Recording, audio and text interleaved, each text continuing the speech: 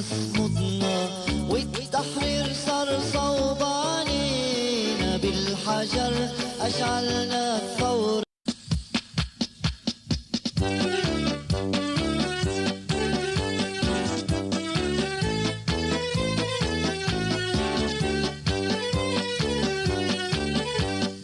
أرضي شعبي عالمي فلسطين بضحي بدمي واقسم بيامي لا أرفع راية بلدي فلسطين لا أرفع راية بلدي فلسطين. أرضي شعبي عالمي فلسطين بضحي بدمي واقسم بيامي لا أرفع راية بلدي فلسطين لا أرفع راية بلدي فلسطين.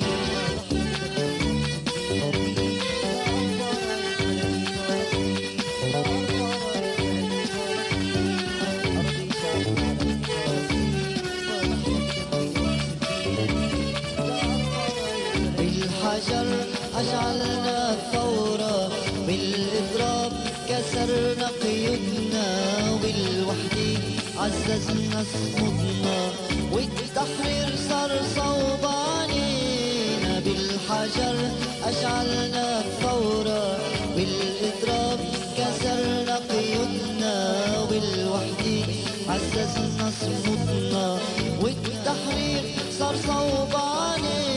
أرضي شعبي عالمي فلسطين بضحي بدمي واقسم بيامي لا أرفع راية بلدي فلسطين لا أرفع راية بلدي فلسطين.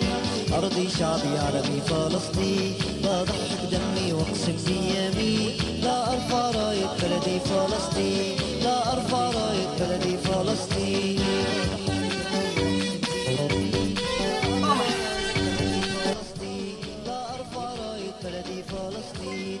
أرضي شعبي عربي فلسطين بضحي بدمي واقسم بيامي لا أرفع راية بلدي فلسطين لا أرفع راية بلدي فلسطين. I was wondering where the noise was still coming from. QAP, I haven't seen you in ages. Hello, nice to see you again. It's been a while. Hi Chris, hi chat. Life has been super busy, but just wanted to drop in and wish a good day to you. Thank you very much. Thank you for your kind comment. Thank you for your incredibly kind donation. Always nice to see you, but never worry. I know how life is. That guy was infuriating. He really thought he ate with that Corbyn take. He did eat, bro. Bro was cooking. Bro was cooking something strange, but he was cooking.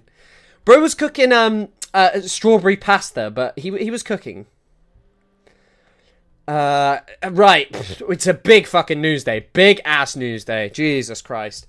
Yeah, he did want me to call him daddy. I mean, I'm a bit worried about it, but my dad is certainly not an apartheid enjoyer, so yeah, it's kind of, I'd say that's kind of a big separation between here. Lonerbox just responded to you on his stream. Responded to me about what? I don't care what Lonerbox said and responded to me on his stream about, but what did he respond to me about? Well, me talking about him yesterday, I assume. It's a big-ass news day.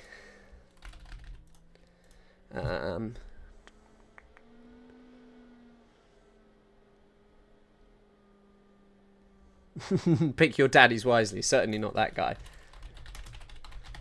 Was it my stream yesterday where I was calling him out?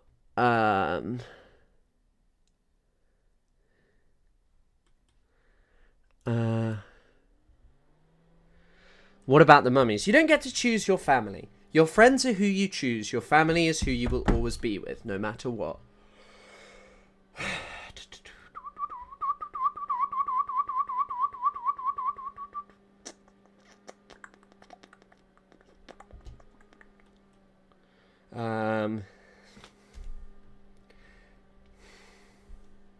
Not too much on strawberry pasta, please.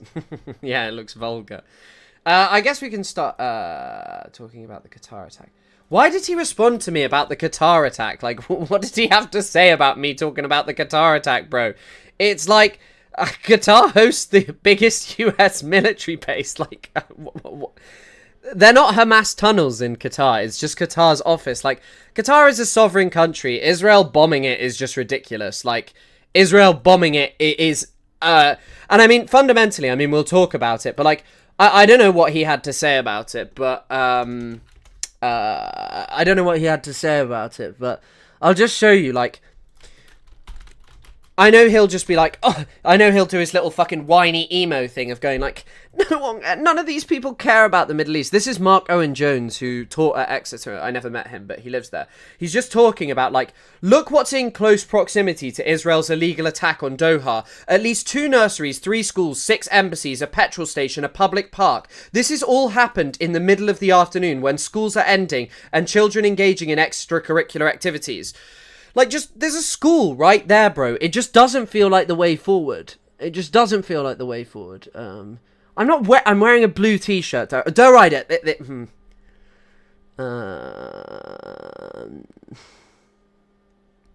also, just, what does it achieve? What does it achieve? Like, what does it achieve by doing that?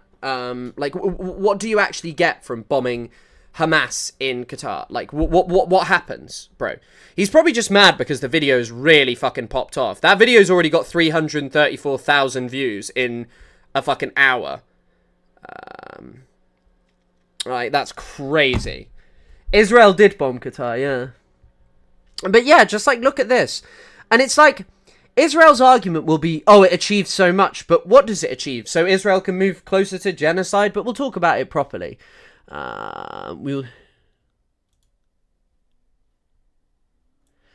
Even like fucking Alistair Campbell is calling this out. We really are living in a world where so-called strongman leaders think they can do whatever they want with impunity. Hard to see how this does anything but make things worse.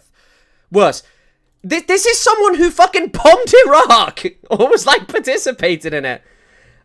I mean, actually, you know what? Let's see what Lonerbox had to say. I'll find it.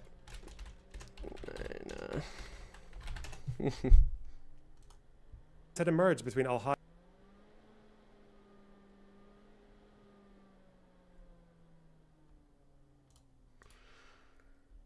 give some attention to Al Jazeera Arabic.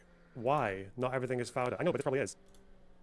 Israel has just bombed its 5th country in 24 hours. After bombing Syria, Lebanon, Tunisia, and Palestine, they have now targeted... Oh, he believes that Greta was hit by a drone. Okay. This fucking psycho man. Qatar, targeting its capital, Doha, in an alleged assassination attempt of Hamas's negotiating team. Speak the louder. videos of the bombing look absolutely terrifying. People are running for their lives, and this is being carried out in a sovereign nation, a key US ally that hosts the biggest US military base in the entire Middle East. And yet this doesn't protect it. Israel will still do whatever it pleases there. And we will continue to let it. But this is fundamentally ridiculous. Qatar has built up a reputation as being a country that mediates negotiations between warring factions. And maybe they even knew what Israel was going to do. But ultimately, They also funneled money to Hamas. I don't know. Okay. Bro, right.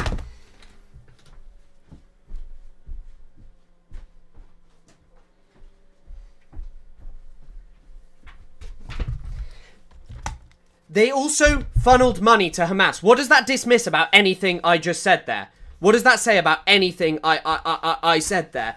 Let me just read you this section from someone who doesn't even like fucking Hamas or anything like this. Gilbert Achkar. Gilbert Achkar says, Sheikh Hamad's exploits in the middleman's role. Alan Fromhes has drawn up an impressive list of the Emirates regime, the Emirates' efforts along this line. Qatar mediated discussions between Gaddafi's Libyan regime on the one hand and Washington and London on the other, leading the Libyan dictator to begin collaborating with the US and Britain in 2003.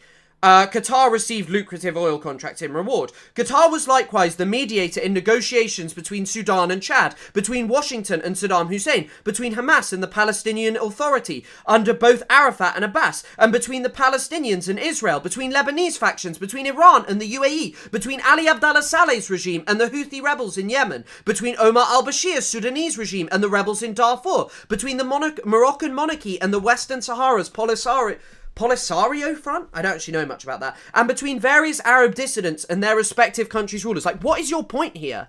Just insane that Israel is still considered... Like, to their military efforts, not just to humanitarian aid, but okay. What does he say? You know that because you'll use that attack line on Netanyahu, but why does Qatar not get involved if they were part of it? Okay. What did he say? Military base in the entire Middle East. And yet this doesn't protect it. Israel will still do whatever it pleases there. And we will continue... I'm going to go floppy so I can't appear on Lonerbox's stream. to let it. But this is fundamentally ridiculous. Qatar has built up a reputation as being a country that mediates negotiations between warring factions. And maybe they even knew what Israel was going to do. But ultimately, this They is also funneled money to Hamas. I don't know. Okay. just insane that Israel is still considered... Like to their military efforts, not just to humanitarian aid, but okay. And What do you mean?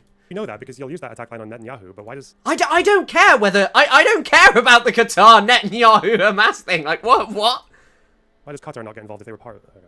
this normal, moral Western ally that continually bombs countries over and over again, allegedly targeting Hamas's leadership whilst they were trying to negotiate a ceasefire. It is so obscene, and Israel... Remember, Qatar months ago told Hamas to surrender, give up your arms, and fuck off. That's what Qatar said. They didn't join Israel in calling for the PA to be absent from future projects in Gaza. But the rest of it, Qatar joined the rest of the Arab countries. They joined Saudi and Egypt in telling... I remember this story. Qatar expels Hamas. In Doha office. But office not closed. Office not permanently closed, Qatar says. The most senior guys at Khalil Ahaya and other figures in its negotiating team are no longer in Doha, Qatar's government and senior Palestinian officials have said. This was months ago, but after Hamas' rejection of hostage, US asked Qatar to expel the group. US has told Qatar the presence of Hamas is no longer acceptable in the week since the Palestinian... I don't remember what the outcome of this is, because Hamas is still there.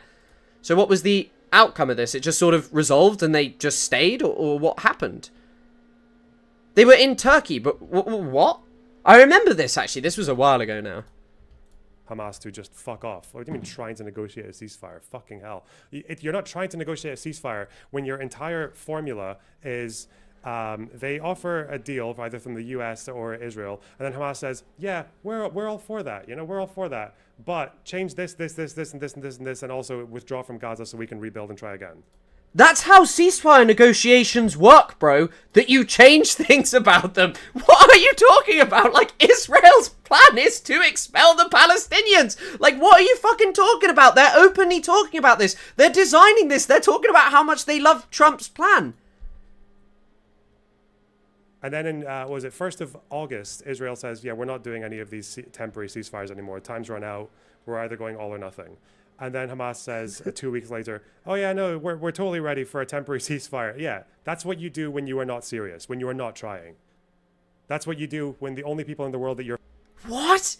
Hamas have said that they are willing to abdicate power. Like, they have said that they are willing and that they would like it run by a technocratic government. This is something that, like, Jeremy Scahill has spoken about a lot, but I assume Jeremy Scahill just lied to Lonerbox. And by the way, the funniest part about these negotiations is Biden... Right, sorry. Polisario front, backed by late Algeria. Loserbox sucks so bad. He is actually personified. I just don't get why you're upset by this video. Because, by the way, even amongst, like, I literally just showed you Alistair Campbell. Bro, Alistair Campbell is like an establishment political figure. Like, and he's like, yeah, this is an insane action. Like, why are you defending it? You're fooling are fucking white Orientalist retards like you.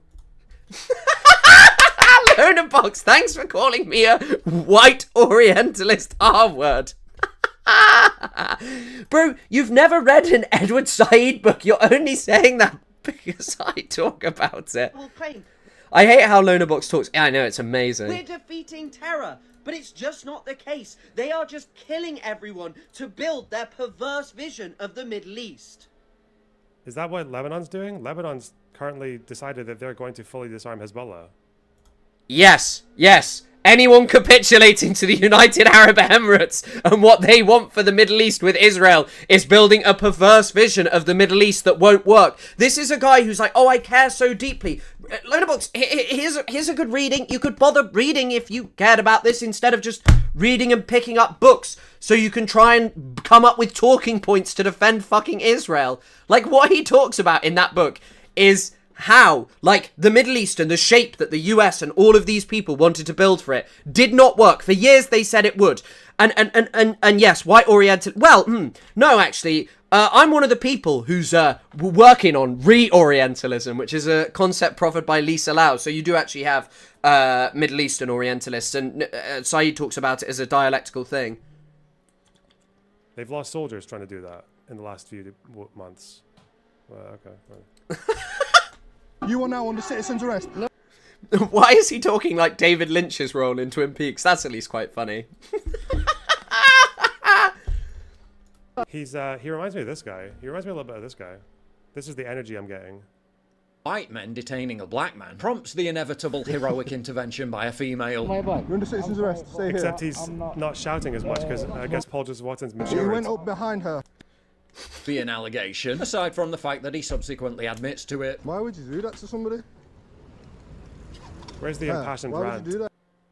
Organizational suicidal empathy of our esteemed political leaders. There are hundreds of thousands of them here walking our streets. Don't smile about it. No. We need older. That's he's matured too much. Pick We it. need older. New messages hidden in the $100 bill. Based. Okay. Paris is a shit. Okay, thanks for comparing me to Paul Joseph Watson. Oh, Jesus fucking Christ. Yeah, I'm an Orientalist piece of shit, I guess. I guess that's all I am. So, thanks for that one. Like, theoretically, by the way, I am an Orientalist. And, I mean, Lonabox is pretty much a white Westerner. Like, so, we would both be Orientalists, you know. And especially if you adopt re-Orientalism, the concept of talking about people who do it, like they talk about South Asian writers doing this, but Lonabox doesn't actually care about any of these things. They're just insults to call me white and an Orientalist. I mean, what is the difference? That's just... I still think you should make merch that says, I got my ears annihilated by Chris Kunzler. I don't know, bro. I'm not so sure I want that as my merch that I want to be selling and sending out. But yeah, anyway, right, that's enough Lonabox talk. The authority on international respect. I don't get it. I don't get it. You're my fave Orientalist. I just, like, why pick this hill to die on, that this is, like, a great and awesome thing to do? Bro, it won't save anything. Like, it doesn't save anything. It doesn't make the Middle East better. And, like, the perverse vision that they want to build includes Saudi Arabia, the UAE, all of these countries that I am so willing to condemn. Not just solely because of their collaboration with Israel, but because they are authoritarian dictatorships who have regularly violated the wills of their own people. Like, I don't know what you are talking about. Like, I'm sorry, it's ridiculous. And, like, just utterly stupid. He just loves military technology. Yeah, he also loves doing that. I'm doing that. I'm doing that. Lonabox, when he sees an international war crime committed by Israel. I'd defend that. I'd defend that.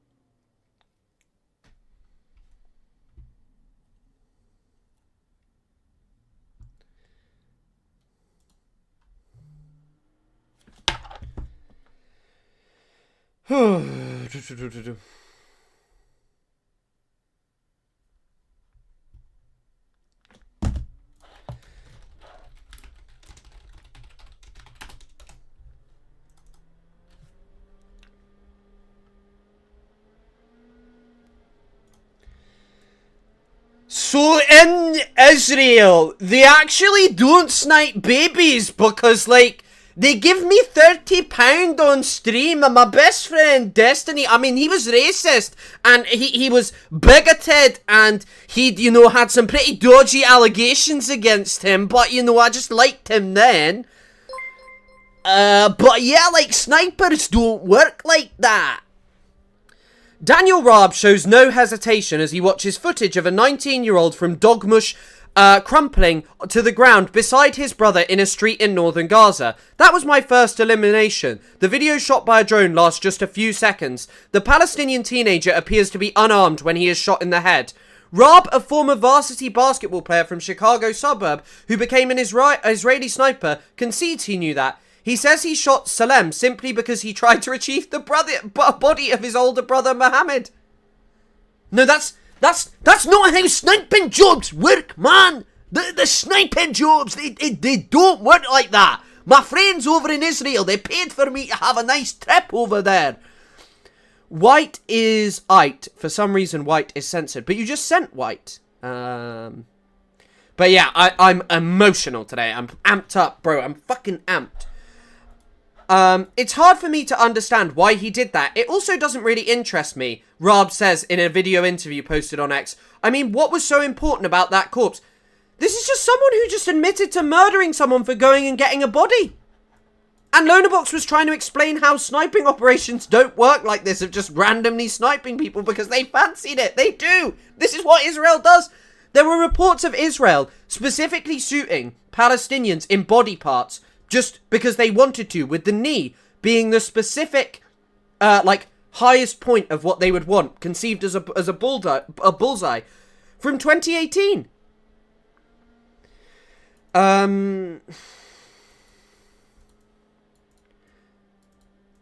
Their story illuminates patterns of killing by Israeli troops who have repeatedly treated unarmed men between 18 and 40 in Gaza as targets. Oh, really? Of tens of thousands of civilians is one factor. They're thinking, oh, I don't think I'll get shot because I'm wearing civilian clothes and I'm not carrying a weapon and all that.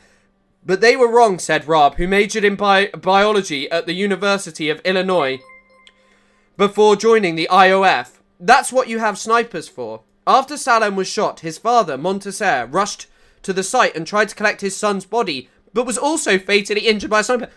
Bro, they were just killing family members like one by one, and this guy defends it.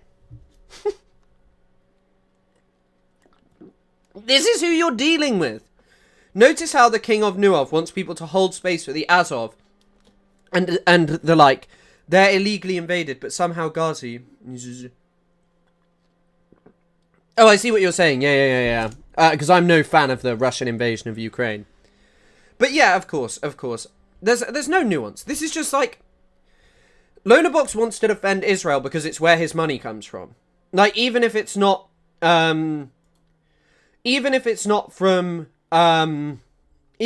directly from the Israeli government. Those are who support him and who his fans are.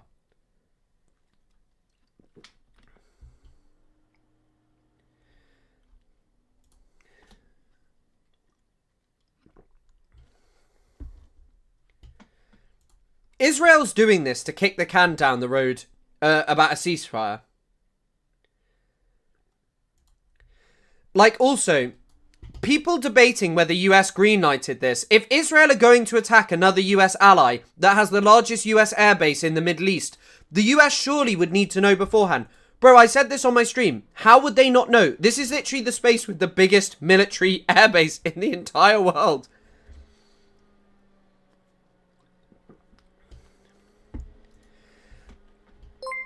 Oh my goodness, Qatar got bombed and honestly, I've never seen the people around me just so chill. Yeah, I was worried and they were too, but at least we didn't lock out our foreigners. Love, Chris. No, you're referencing Israel's, Thank you for that donation. That's a lot of money, isn't it? Yeah, that is a lot. Thank you very much for an incredibly kind donation. Jesus. Thank you very much, Gold.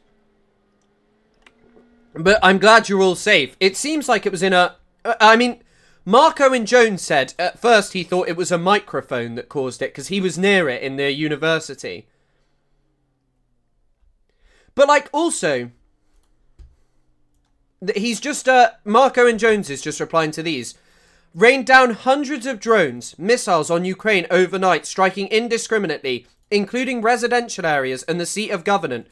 My thoughts are with the victims, their loved ones, and with Ukraine and the Ukrainian people. Like, bro, it's a terror attack. and his explanation of negotiations. Like, why are you defending this, bro?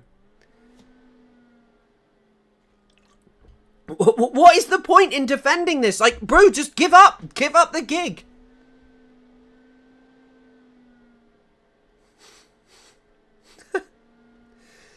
This is apparently what the US official added. The Israeli notification came when the missiles were launched.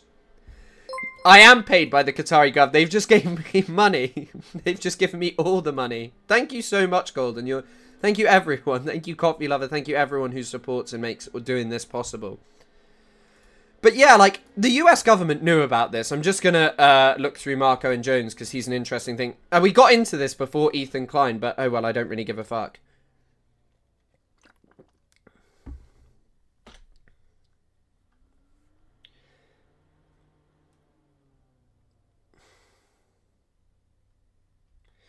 It's still unclear whether Israel killed them, or that's what I'm seeing, but I don't know.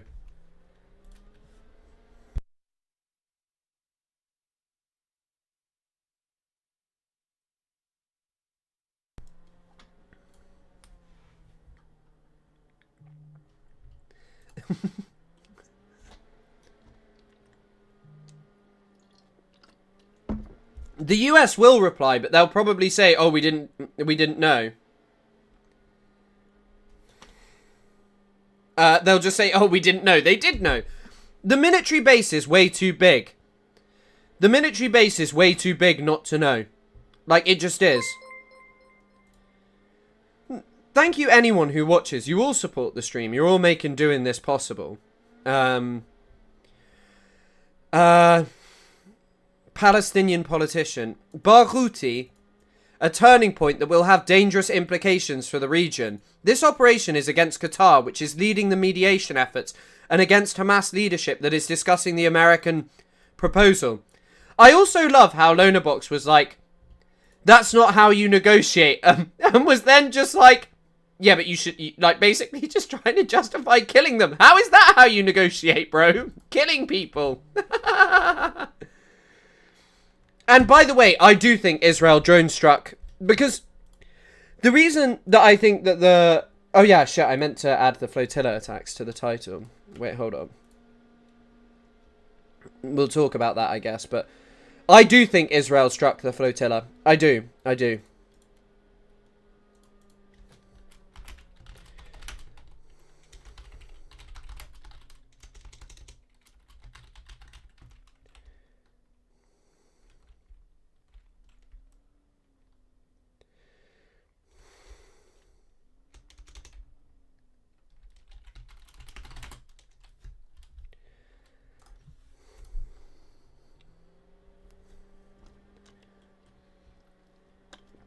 Israel targets Hamas leadership in Qatar. More governments condemn. UN chief quick to react.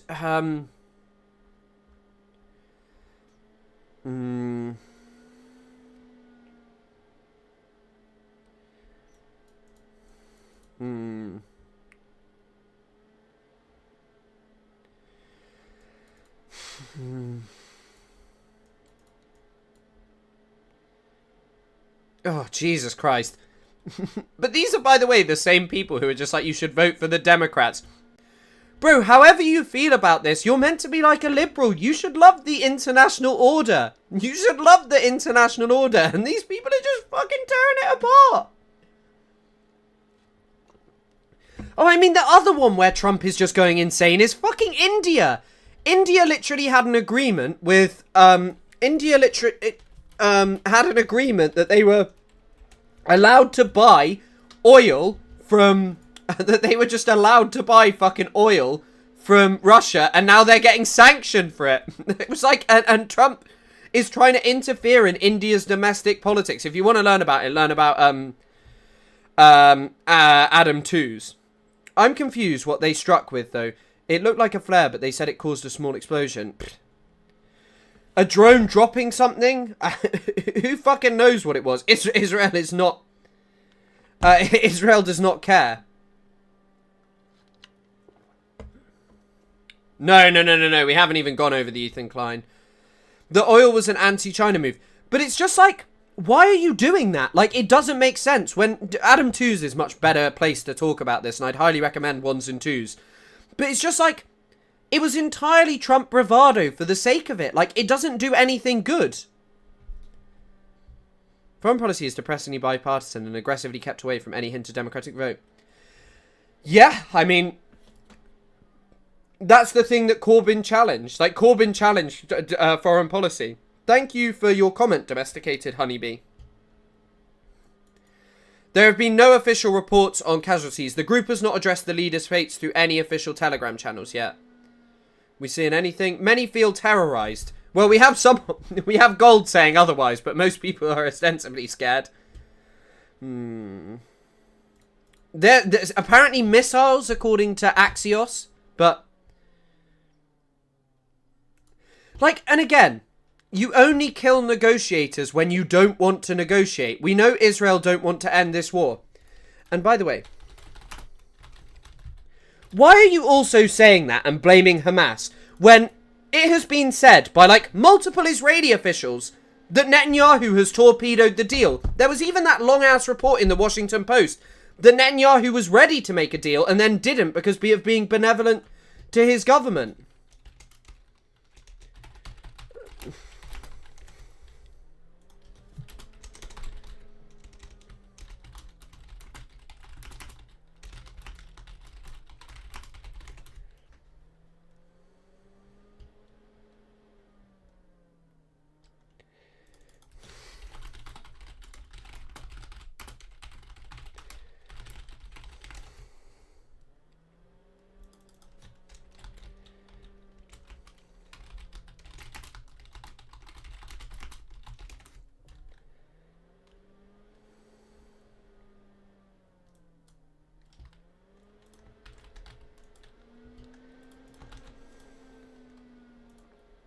Hold on, I just want to find this piece. Sorry for being silent. Does Israel have any reason to want a ceasefire? It's clear the international community isn't going to intervene when they're actively using US soldiers to shoot aid seekers. Yeah, I mean, 100%. The international community is doing nothing.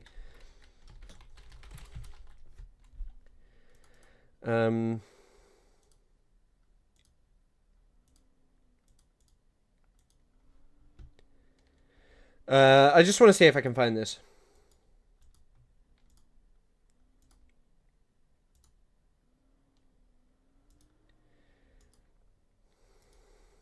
I'm just seeing if I can find this.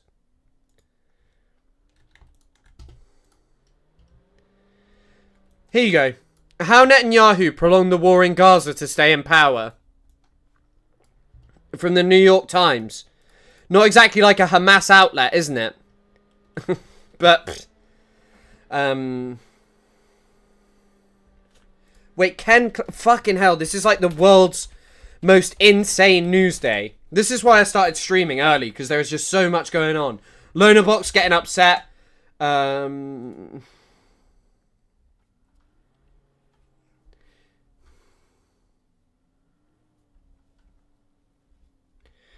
did you see this Ken Klippenstein thing? I can't find it.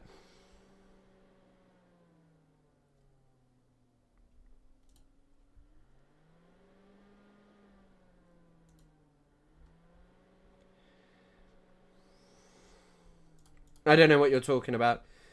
I haven't seen Ken Klippenstein's recent article. War with Venezuela. The GCC stands in full cooperation. No, they fucking don't. They stand in cooperation with them doing nothing.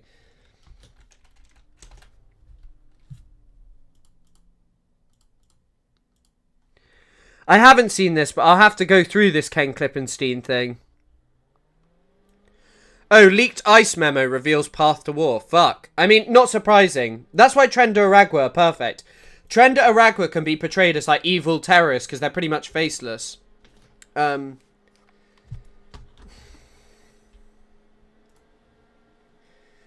This is a... And also, by the way, please add transparency to the chat overlay. Yeah, I will do that. I'm sorry. I've been meaning to do that for a few days. I could do that, but I'm not going to do it right now. Sorry. But the only problem I have with transparency is it becomes hard to see. But also, I mean, there's so much to talk about. There's like fucking... There is so much to talk about. We've got to talk about fucking this, Israel targeting Qatar, and we've got to talk about so much. Already been a member for 3 months. ACAB indeed. Fuck the Popo. Fuck 12. I was hoping to start the stream by watching this. I was hoping to watch this video, and we just had to jump straight into it. So we're gonna watch it to calm things down, to get things back under control. Uncle, it's working!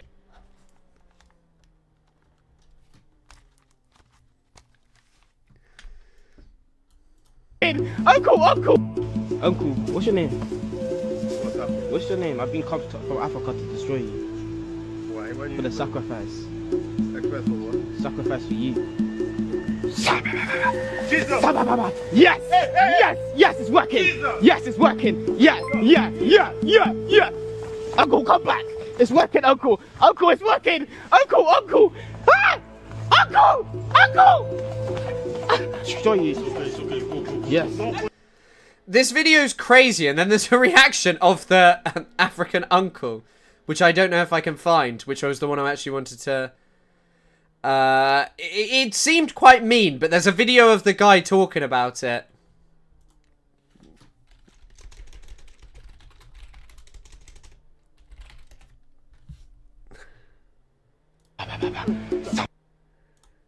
Hold on, I'll see if I can find it. It's so funny. His reaction is quality. But I don't know if I can find it. Fuck, that was a big part of it.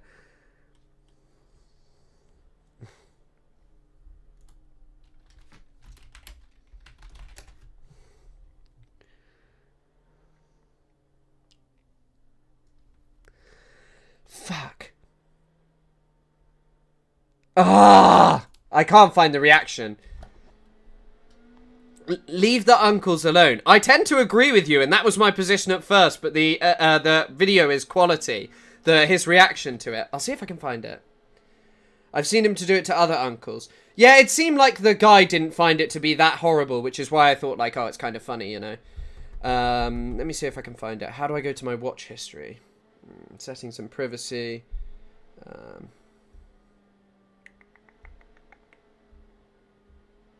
Yeah, I'll find it. Hold on.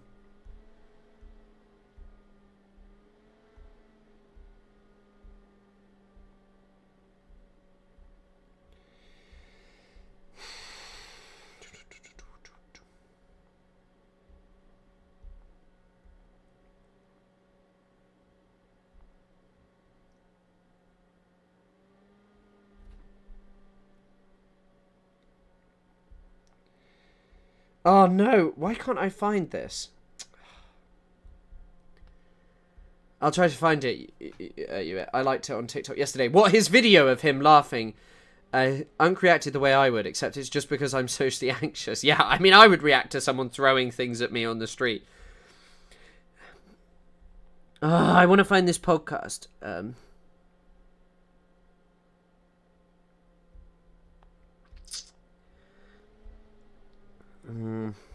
Where is it? Where is this damned video of the African uncle enjoying it? Because he liked it. Well, he seemed to enjoy it and find it kind of funny.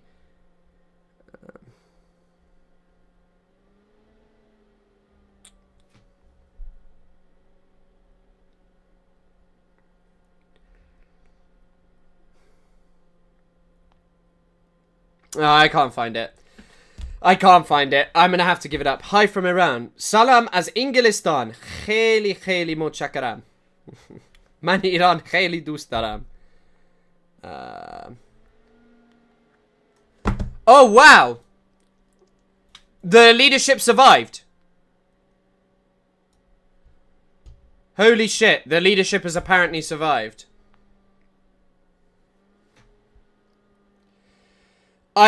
When it's in Gaza, they wouldn't announce it. Like, Hamas did not officially announce that Abu Ubaidah survived, I don't think. But this time it's just so hard to, like, say, oh, it didn't happen. So, I mean, I genuinely don't know.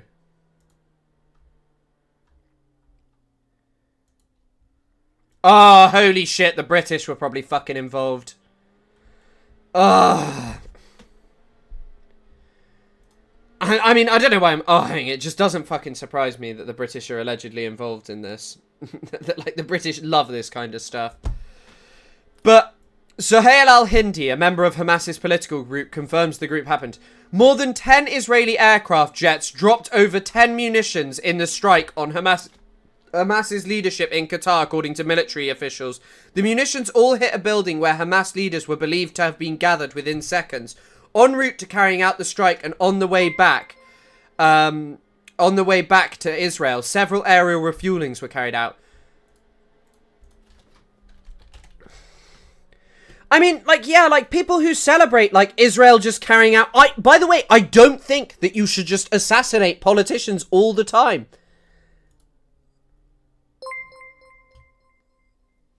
Apparently, these are the names. And this is from not a pro-Hamas account.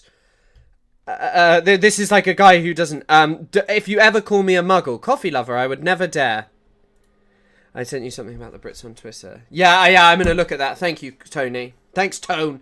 Tony! Jihad Labud, Hamam Al-Haya, Abdullah Abdul Wahid, Muamen Hasuna, Ahmed Abdul Malik.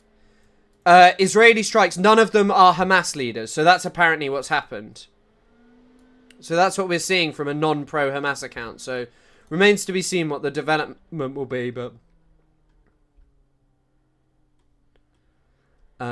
remains to be seen what the development will be, but...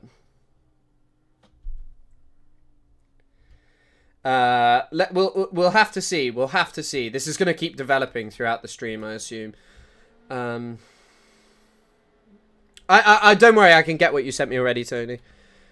Tony.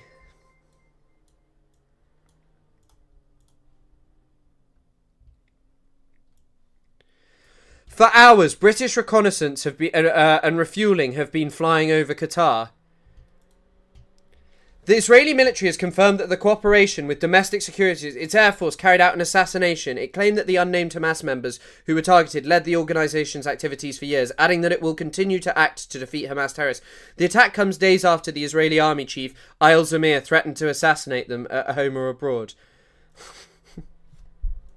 I did see Fetterman's tweet, and I think that that's the problem of the Democratic Party. I'm sorry.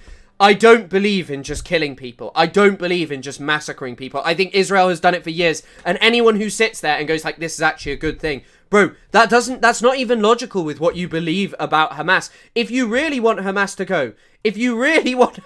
go, it just doesn't work. It just does not work. It will never, ever, ever work.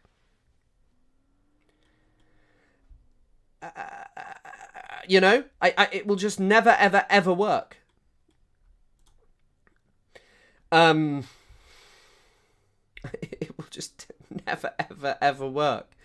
They have assassinated Sheikh Yassin. All these people got assassinated, and it just doesn't work. Because Saudi Arabia and everyone will have known. Everyone will have known in the Middle East that this was going to happen. Unless they didn't fly over Saudi Arabia. Anwar Al-Ghazi, a footballer, has condemned it. I'm just checking to see more information. I'm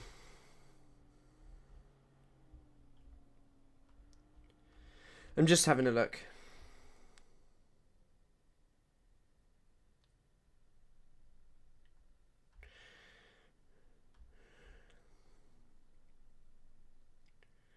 But, like, as I mentioned as well, the reason I mentioned Qatar building up itself as, like, a regional diplomatic, like, why even as... what is the defense of this? Qatar's whole shtick is being these democratic fucking... sorry, not democratic, but these negotiators, these people who broker deals between groups that hate each other, and they have built up a good reputation. What do you think, like, assassinating fucking people there will do? Do you think that that'll bring good things? Like, what? Like, do you think that that will do, like, amazing things?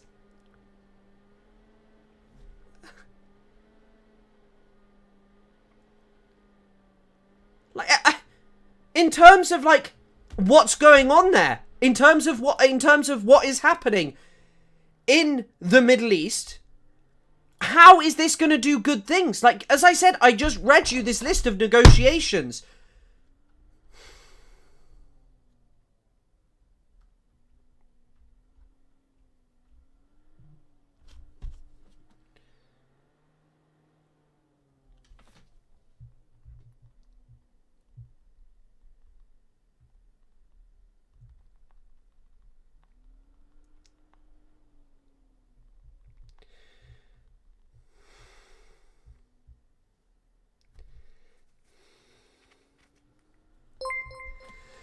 Oh, sorry, I'll stop with the Harry Potter references. Yeah. Just slipped with that desk slam. Did it? Oh, yeah, it did. Sorry.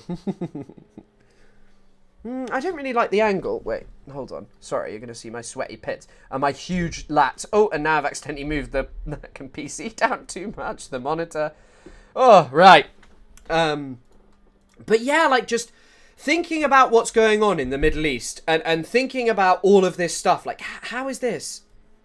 On Back Your Chat. There we go. Sorry, we'll watch the African Uncle quickly, because little reprieve from just fucking boom, boom, boom, boom, boom, boom, boom. Just too much going on. Uncle, it's working! Uncle! I never even knew I could run so fast. Come on, we didn't know either. Long legs, they work. Now I know that I can be a sprinter. Come on now. Usain Bolt, come on now. You know one thing that a lot of people are saying? They're saying that you refused to drop the groceries. They said you really held those groceries for your life. Why did you drop the bags? It was an adrenaline thing. So when it happened, boom, I shouted Jesus and I just ran, because he did say, he asked for my name, which I refused to tell him. Then he now said, this is sacrificial. So saying that, obviously, is a fight or flight thing. And you chose to which and one? I chose to fly to flight. You tried to fight and then you got tired and you decided to flight. Absolutely, yes. How did the bloodline end up at the end when they go to the church?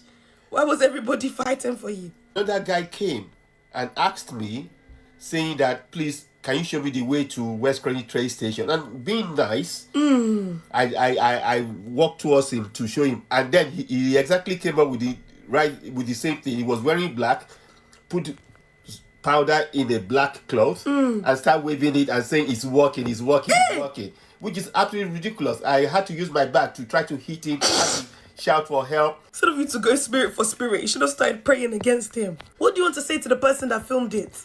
I think... Do a stream of you pretending to be the uncle running. I thought you said pretending to be the uncle, and I was like, probably not the best idea. Like, I feel like would probably be racist if I sort of just spent my time trying to pretend to be a 50, 60-year-old black African man. Maybe if I'm pretending to be a white South African, that's okay. Satu Senpai, thank you for becoming a member. I think I also missed a membership earlier. Some of you have been members for so many fucking months now. Thank you so much. I promise, I am gonna get better at this. I'm getting better at this whole content creation shit. And I promise I will.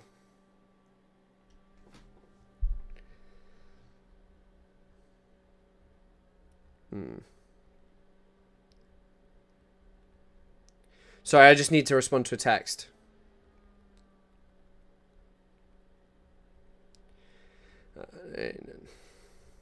Henry Chapman, that is a few months. Bro, you've been watching me for a quarter of a year.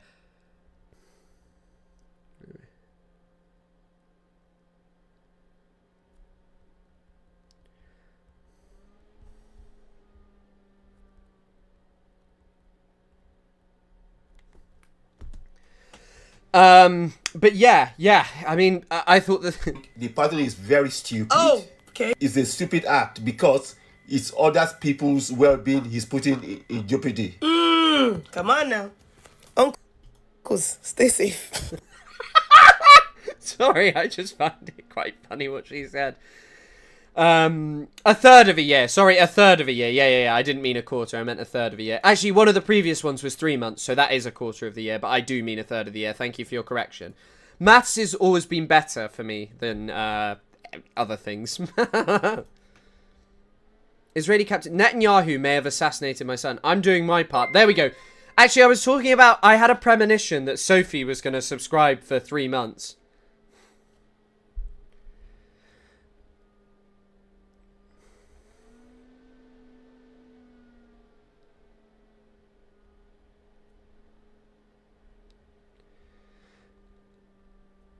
Do you think Qatar let it happen? I mean,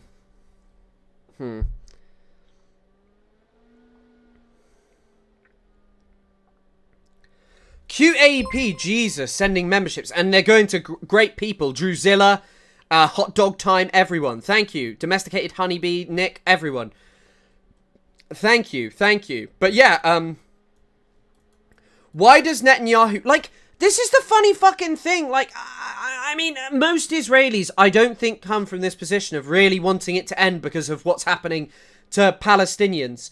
You know, I don't think that that's actually what this comes from. But at the same time, bro, they're still to the left of Loner Box. Like, what is this wrong with this guy? What is wrong with this guy? Sent one gifted Terratrove. Thank you as well. Klein I, thank you for becoming a member, and thank you, Terratrove. You're almost 5 times more viewers than likes. Yeah, I feel like some of you aren't paying your way in terms of, like, look, not subscribing, not super chatting is I'm here with that, but not liking the stream. Oh my god, like the desk will be broken into pieces if you keep doing that. You don't even know about sniping jobs. You don't even know about negotiating jobs where it's actually all Hamas's fault, even though most outlets that don't do like hugely pro-Palestine reporting are saying that, like, yeah, Netanyahu's sabotaging the deal, even though fucking Yoav Gallant said Israel sabotaged the deal. And that's why there hasn't been one. That there could have easily been one. That there could have so easily been a deal. And fucking, yeah, we still hear from Lonerbox about why I'm evil and wrong. Like, and I was thinking about this earlier today. Why do you hate me so much, bro? Like, if you're pro-Palestine, why do you hate me? Like, why do you feel that I'm, like, the worst human being to walk the earth? 200 likes. We just hit the 200 likes. I'm gonna have to... Oh, no, I was gonna say I had to have to like it, but yeah. Sophie, thank you. Jesus, everyone is doing it. Just need to give me... Sog is gifting all these memberships. Georgie, Swatch... Oh, great. Just great. Thank you, everyone, for being here today. Oh, wow. Jesus Christ. So many fucking members today. Woo. Tracy Poop, W2001. Thank you, QAP. Thank you, everyone. Like, honestly, like, I used to stream to, like, 30, 40 people not long ago. And I remember, like, I could never get it off TikTok onto here. And I think at a certain point, I will just give up with TikTok in favour of just... in favor of just doing this, because I do enjoy it more, and like I'm enjoying talking about the news today, and I'm working on this. Boner. Oh, Boner. Boner is a radical Jew supremacist. I mean, it's a grift, bro. It's a grift. YouTube is prejudiced against Italians like Tony Soprano. Indeed. Sorry. Hello, Gatto Surfer. No, I love the debates. I know people like the debates, but yeah, I think that maybe this is more productive, you know, talking with you and, like, doing this kind of stuff. No, I know I feel like I'm doing well, but I also think I need to pick one, streaming or, like, video making, because the video making takes so much, like, time out of it, and I think I enjoy streaming as well. I like making videos. I don't watch TikTok, but I think it's easier to do viewer debates. Viewer debates are easier because viewer debates are so fucking easy. Because why they're easy is because they don't require stream prep that day. So I guess on busy days, I'd like to do that. What do we need to do to earn the mustache back? I don't know. You're Italiophobic towards me, indeed. Israeli strike could be watershed moment for Gulf state security. This is one thing I will say. You know when people are like, Qatar are owned by the Qatari government? If you want to see a day where Qatar being owned by the Qatari government is problematic, is a day where the reporting will be not quite what I think it could or should be. The TikTok Street Snark, thank you for becoming a member. Can you grow a beard? On my fucking neck, you could. I don't know if you can see it, hold on. No, you can't see it because I shaved it. My neck I have to shave all the time because it gets really thick. I could grow, like, a beard that just came out of here and then was, like, so patchy on my face and only grew on my chin and down here. But a mustache is currently the only thing that I could grow one of, because I only had a mustache for under a month. And then, like, this radical Islamist terrorist, you're invited to ride on my boat with me. I thought that was nice, but you're talking about whacking me. I don't want to get whacked. No, thank you. But yeah, I can't remember what I was saying before. I don't want to get whacked. I mean, if you want proof that Ethan is, Ethan, the thing is that I would not be giving Ethan views. Like, I know that people are saying that it would give Ethan views. It would give Ethan views for one stream, and Ethan would not be able to defend his views against me. Because how Lonerbox what Lonerbox did. Lonerbox did this trick of not actually wanting to talk about anything of substance when it came to Palestine. And he wanted to focus on reports about a fucking crater. Like, you can listen back to it. Like, you can listen back to it. It's not that surprising. Viking Chrisark. No. You're still young. You'll have a full beard by 30. I don't think I will. You strike me more as an Artie Bucco type. Getting whacked. Artie Bucco nearly got whacked for being annoying. Make him stream on your channel. Oh, actually, I do know what I was talking about. So, I had this, like, lovely growing moustache. And this guy, Hassan Piker, like, I had this moustache, and I loved it. I loved this moustache so much. And this radical Islamist terrorist, Hassan Piker, took it from me. He harassed me. Hassan said, "Oh, Chris, your moustache looks bad. That's the best thing you ever did." And I got depression from that, and I had to take a break from streaming because of him. He is like doing jihadi propaganda on Twitch. He kills people. He is a radical Islamist terrorist, and I hate him. Twitch is so anti-Semitic that I'm actually... And YouTube is anti-Semitic, because every time I come on, it's like, Hassan Piker reacts to Chris Kunzler video, and it's anti-Semitic. The video in of itself is anti-Semitic, and then Hassan is anti-Semitic, so it's like double fucking anti-Semitism. And then I have to sit there, and it's just like anti-Semitism everywhere. So I'm moving over to this platform called Kick, where one of the biggest Kick streamers was laughing along with Louis Theroux when he was like, haha, I said, fuck Jewish people, ha ha ha. Oh, my chat are all posting Jewish emojis and calling you a Jewish puppet. That's not anti-Semitic, by the way. And also, hello, do not worry. Thank you for having me on, and well done for what you did the other day. Hassan fucked my mum and killed my dog. Did he? I mean, it doesn't surprise me. I don't actually think that that's like unreasonable, because like I'm pretty confident that that did happen. I assume that did happen. Everything is computer. Everything is anti-Semitic. Yep. Evil. Sick. Genuinely sick. Chris, come on my boat with me and Hassan. Hassan is getting fucking whacked on that boat. That's all I'm telling you. He's going to be whacked off. Like, that's what's going to happen. But, like, actually, sorry, I've been quite distracted between African uncles and everyone donating and gifting and being incredibly supportive and kind. And I like the African uncles. I like them. I like the unks from Africa. They're good guys. But what I will say on this topic is that I want to kind of go back to this. Israel just killed 5 people that weren't Hamas leaders. Like, they killed 5 people and bombed another country. And that's, my video is apparently the problem.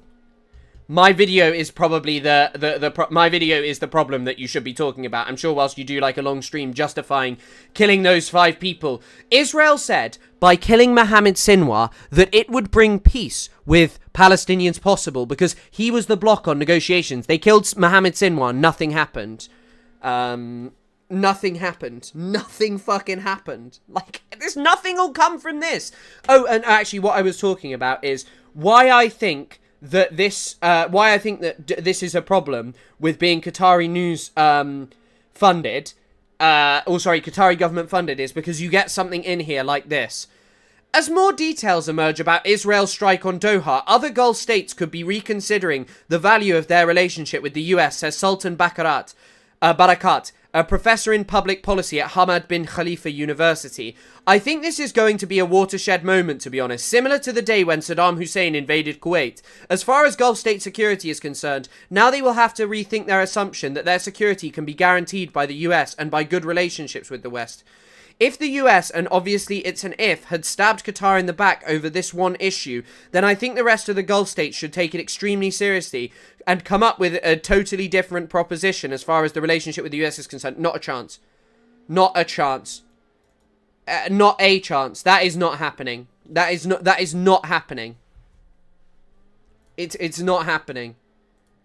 It's just not, and this is my thing, that like when you say this kind of stuff, you know, like when you say this kind of stuff,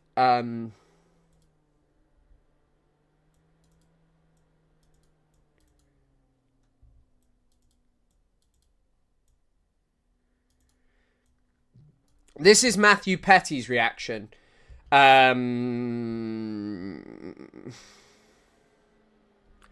The Trump camp is basically right that it doesn't matter if Europe and the Gulf states are disrespected because they won't do anything about it. However, perfidy maxing does have consequences down the line because you won't always be dealing with weaker negotiating partners. Yeah. I mean, like, yeah. I think he makes very strong points. And Mark Owen Jones, by the way, is also someone who works in Qatar, so that affects what he's saying. But, like, Israel, and by the way, I genuinely think that this is now the emerging thing, the thoughtful alternative to Hassan, instead of a failed NED attempt to Hassan clone Son's testosterone / morals. It's just pathetic. It's just...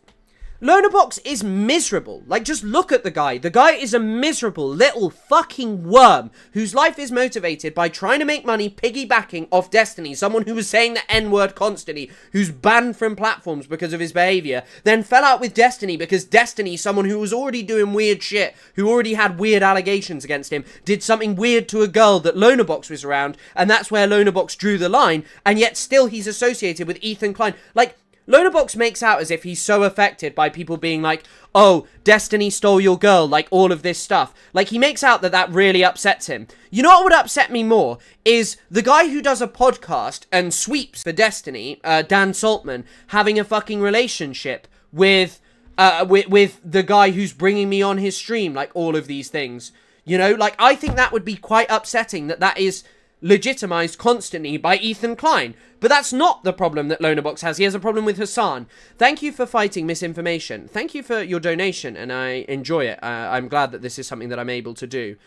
Ethan Klein is the new Shane Dawson. Yeah. Except Shane Dawson was weird with the cats, allegedly. Lonabox is just trying to get as much money as he can at this point. Yeah, I mean, it doesn't surprise me. It's all just a fucking game of making money, isn't it? For a lot of people. Taking a trip to Israel with Destiny was great. He's on Al Jazeera, guys. Yeah, I'm on Al Jazeera because I literally just gave you, by the way, I gave you like an assessment of the problem with what Al Jazeera is. Like what Al Jazeera is, and you kind of see the problem on not actually what it's reporting here, because I think at this point they just wouldn't bother reporting that they weren't assassinated because people would find it out. We did get Macron's response. We got Macron's response. Today, Israeli strikes on Qatar are unacceptable. Whatever the reason, I express my solidarity with Qatar and Emir Sheikh Tamim Al Thani. Under no circumstance should war spread throughout the region. What a weak statement. Like, bro, you condemn them. Call them a fucking terror attack. Call them a fucking terror attack, because that's what they fucking are. That's what they fucking are.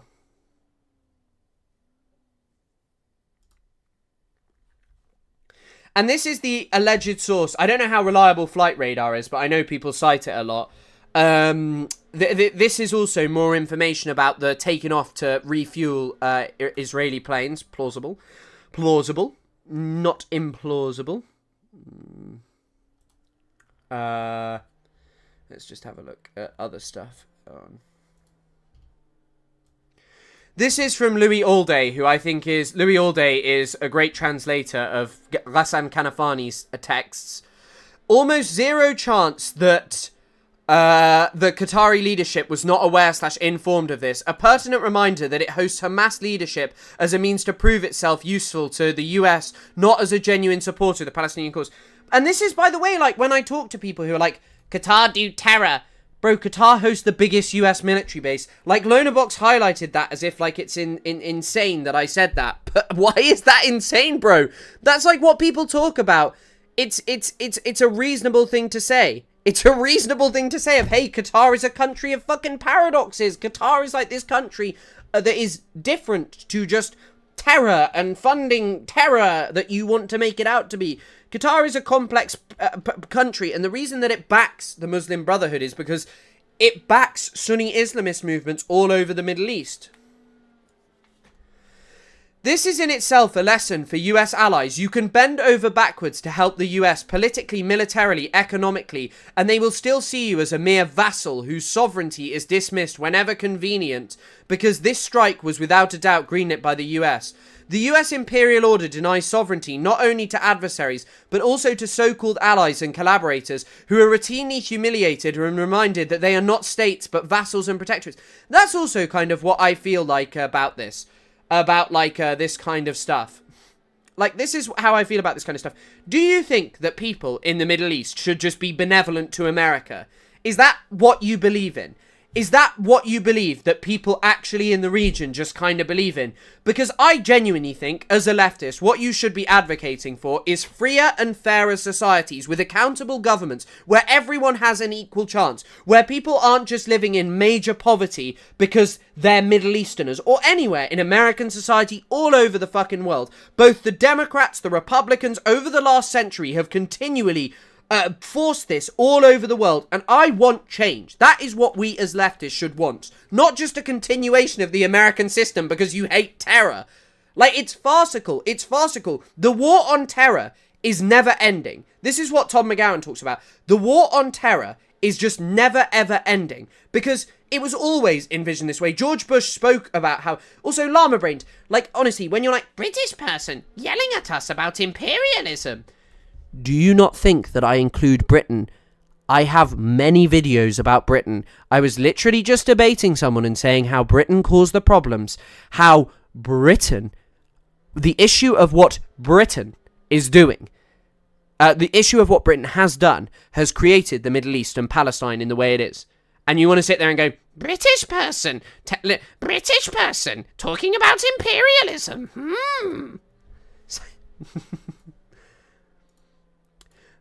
Okay, Llama Brain, maybe you weren't doing that. Sorry, bro. Oh. Still. Sorry. It's because someone else with a fucking llama profile picture, with your exact same profile picture, with the exact same profile picture, said all these horrible things about me causing killings of Jewish people in the Middle East. Israel's US-backed assassination attempt on the Hamas negotiating team in Qatar reveals it isn't just desperate to win this war, but to dismantle every principle that could restrain it and to impose a world made in its own image where sovereignty, alignments, negotiations, and diplomacy become obsolete.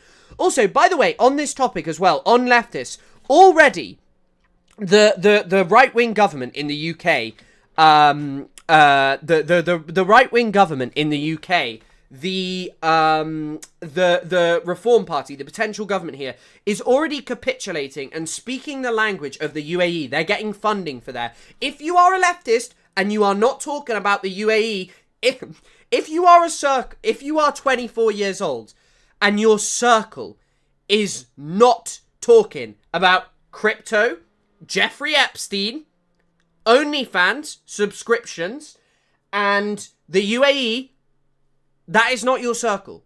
Those are not people that you should be associating with at this age. And yeah, I'm already on the path to just attacking a viewer, when I see them. That's what your circle should be talking about these days. The US imperial order denies sovereignty not only to adversaries, but also to the so-called allies and collaborators who are routinely humiliated and reminded that they are not states but vassals and protectorates. Yes, they were founded as that. They were founded as that. This is what they are and always will be. Bro, advocate for something different. Stop sitting there and advocating for your little bullshit world of, they're a bad terrorist. Oh, we need to get the terrorists and everything will be fine. Let's talk about building a real world. Because if you truly hate these groups, if you hate militancy and regressive right-wing politics, remove the things that garner legitimacy for militancy. Remove the things that push people towards military. ASMR stream unlocked. Hell yeah, you're getting the ASMR stream. Don't have a large grasp on the Middle East or history. No, and even take fucking the Nazis, like how we're taught about them. Most people's are like, Nazis, aberration, bad, evil. Ooh, those guys were bad. Not anything to do with us, though. Phew. When it was just colonial policies turned inward. Colonial policies turn fucking inward. Colonial policies turn fucking inward, and yet they want you to believe that it's just like some random fucking evil aberration. That's the problem. That's the fucking problem. Westerners aren't willing to engage with our history of racism. They still want to live in a world of supremacy where we're just better than others. Because, I don't know, we're white.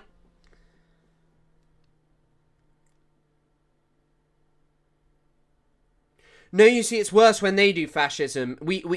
Not when we do it. And also, it's like that guy who kept trying to tell me, but when are you going to stop saying, like, when are you going to blame Middle Easterners themselves? It's because they just talk about this stupid word, agency, and they're like, give them agency, give them agency. And it's like, bro, I am happy to give them agency by looking at how the Middle East operated, of how these political movements emerged, of how regressive right-wing politics moved up. Yeah, I mean, also, Zoran Mamdani's dad talks really well about that, Angus. Like, Mahmoud Mamdani has, like, a great sector on, like, the employment of fucking Nazis. Just the employment of Nazis in, like, post-war West Germany.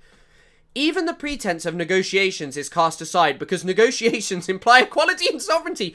Bro, this literally describes the cooked worldview of Lonerbox. That's not how you negotiate, man. You negotiate by doing sniping jobs. Toddlers! You gotta snipe the toddlers. They won't negotiate with you.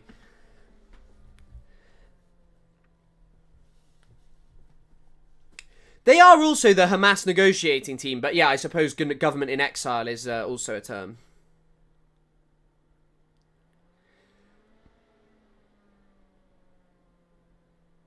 Which Mahmoud Mamdani text goes over that? Neither settler nor native. I've never read anything else apart from short things. Get in my belly. Joined at the best time. Of course you did. It's always the best time. Any time to join is the best time.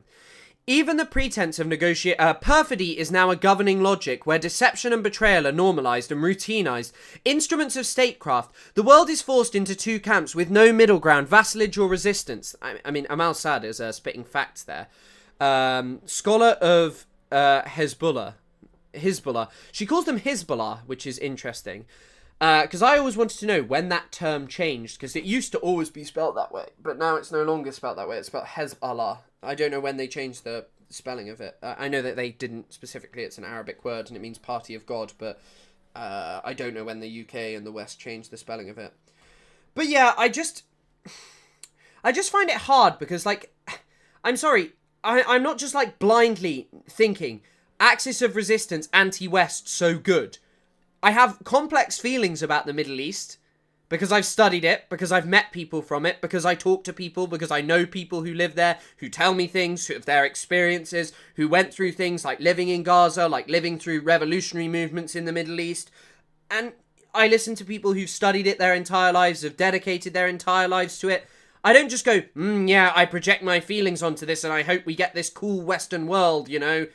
Because I know that Israel and the West has been ridiculously negative influence that has malign on the Middle East, that has affected the politics for decades, you know?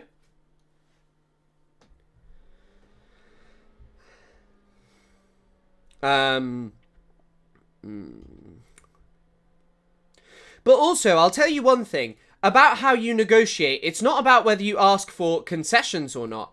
How the how negotiation certainly doesn't work is when you just kill people. And like when the US made promises to Hamas of, Hamas, if you release Edan Alexander, we'll end the blockade. And then they don't do that.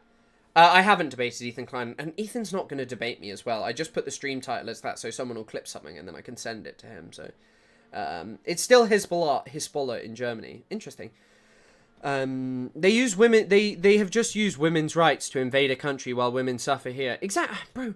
It's also like, it's just a choice of otherization. You know, once upon a time, they portrayed the Middle East as a place of sexual plenty. And now, because sexual plenty is more common in the West than it was in, like, the times of Victorians, they now are like, actually, Middle Easterners are all weird sexual prudes.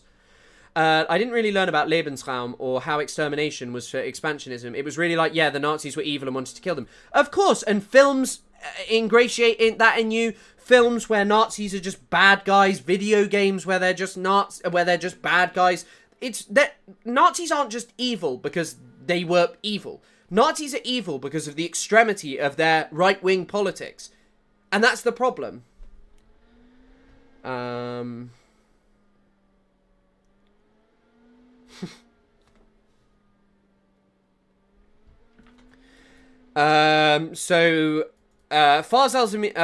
Al Jazeera Arabic, Farah al-Zaman, says panic across the Qatari capital is... Oh, Hezbollah says Doha attack a new level of criminality. Confusion and fear in the Qatari capital in the aftermath of the Israeli attack. Al-Zaman said there are now less security presence across across the city outside of the immediate area of the strike. She highlighted that the attack targeted a densely populated neighborhood near foreign embassies and a major road that cuts through Doha, noting that the bombing took place at the end of the school day as children were returning home. But the Interior Ministry is affirming, including the crews that are passing us, that security is in place, that it has things under control, she said. US has voiced support for strike on Qatar, have they?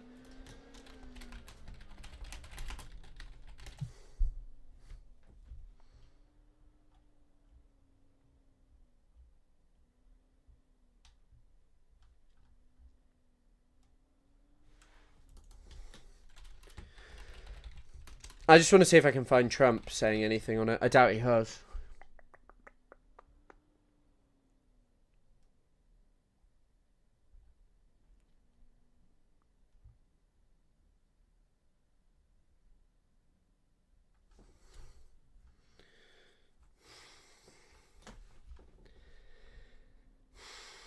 No, he's not said anything yet, but I'm just seeing.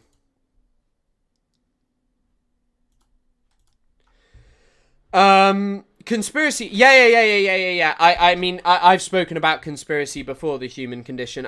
Conspiracy is best for euphemism. That's where I heard Y Theory talk about it and why I watched it. It's really good for exactly that. Mass leadership from an assassination attempt. Martyrdom of 5 individuals, including Khalil al-Haya Hammam.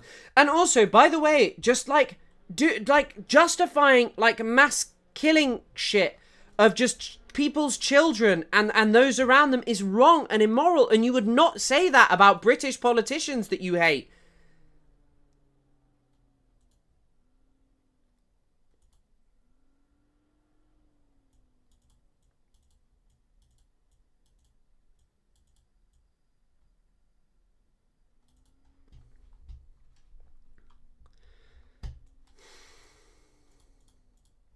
Also, this is quite a good tweet.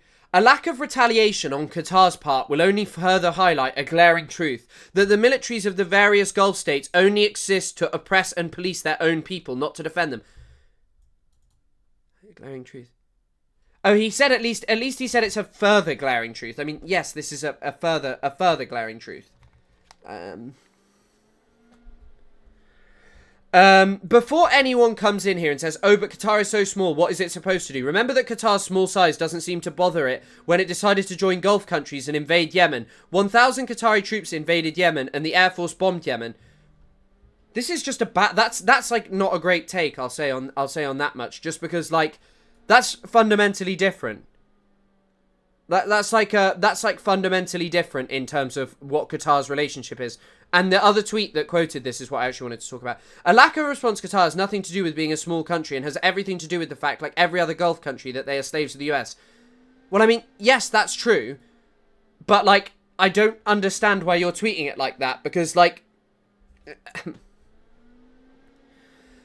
this is a nation of, wait for it, 380,000 citizens. It's tiny, surrounded by cousin countries that have up to until very recently tried to foment a coup to gain access to gas wealth, and it depends on its existence on Western allies it hosts on air bases and through service as a neutral conflict mediator. Retaliation from that position is simplistic at best. Yes, we all know what Qatar is, but that's why we shouldn't hold it up as this radical terror state or anything. That we should realise Qatar for what it is, which is part of the system of the UAE's a part of the system of GCC domination that is an outlier in terms of its foreign policy.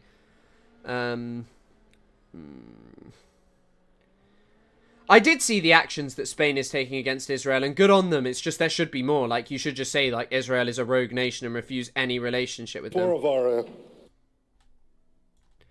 Netanyahu's spoken. soldiers were killed by Hamas terrorists in Gaza, and 6 Israeli civilians were brutally murdered in a bus stop in Jerusalem. This morning, Hamas proudly took credit for both of these actions. At noon today, I convened the heads of Israel's security organizations and authorized a surgical precision strike on the terrorist chiefs of Hamas. These are the same terrorist chiefs who planned, launched, and celebrated the horrific massacres of October 7th. Sorry, I was blowing my nose, so I turned it off. By the way, I don't think that's actually true. I don't think that the negotiating team and the leadership there will have had an idea about October the 7th. I genuinely don't. I think that the people who knew about it are the people in Gaza, because you couldn't get information out to those people without it being intercepted. Why are we talking about me? Yeah, you know why. The savage murder of 1,200 people, the beheading of men, the rape and murder of women, the burning of babies. It's just so grating to sit there and listen to this idiot just constantly talk about the man who's actually doing all these things on a far grander scale, and just still make you talk about October the 7th and just tell you got to talk about it or else talk about October the 7th, talk about it. The taking of over 250 hostages, innocent hostages, grandmothers, grandchildren, Holocaust survivors. They perpetrated the worst attack on the Jewish people since the Holocaust. Now, they were meeting in the same place. The craziest thing, though, is that Israel has perpetrated worse massacres than October the 7th over and over again against Palestinians. Actually the same place where they celebrated this savagery almost 2 years ago. At the beginning of the war, I promised that Israel would reach those who perpetrated this horror. And today, Israel and I have kept that promise.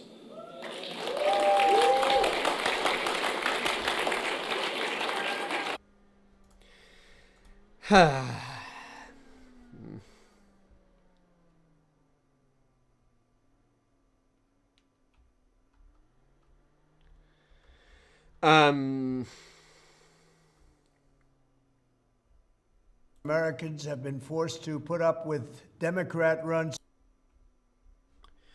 Let's see what the update is. Qatari security officer killed in Israeli strikes. A member of the country's security forces was killed. What? Like, why justify this? Like, ever? It's obscene. It just violates every single law.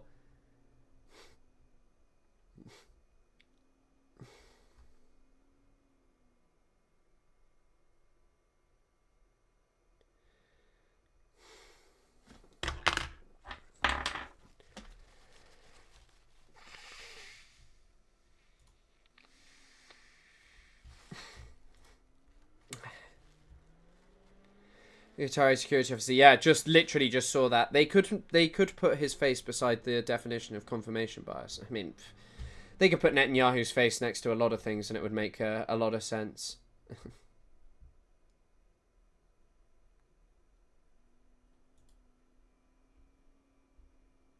Cities that... Here's Trump giving us a lecture. For far too long, Americans have been forced to put up with Democrat-run cities that set loose savage, bloodthirsty criminals to prey on innocent...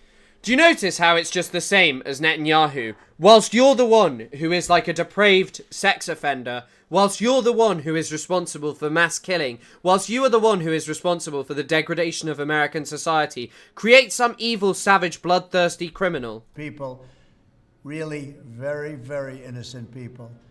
In every place, they control radical left judges, politicians, and activists, and they've adopted a policy of catch and release for thugs and killers.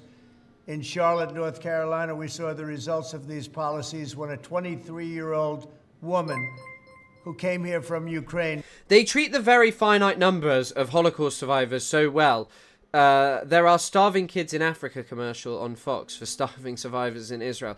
You know what's also crazy about you know what's also crazy about it is, first of all, Israel has a long history of problematically treating Holocaust survivors. It's not something new. It's not something new.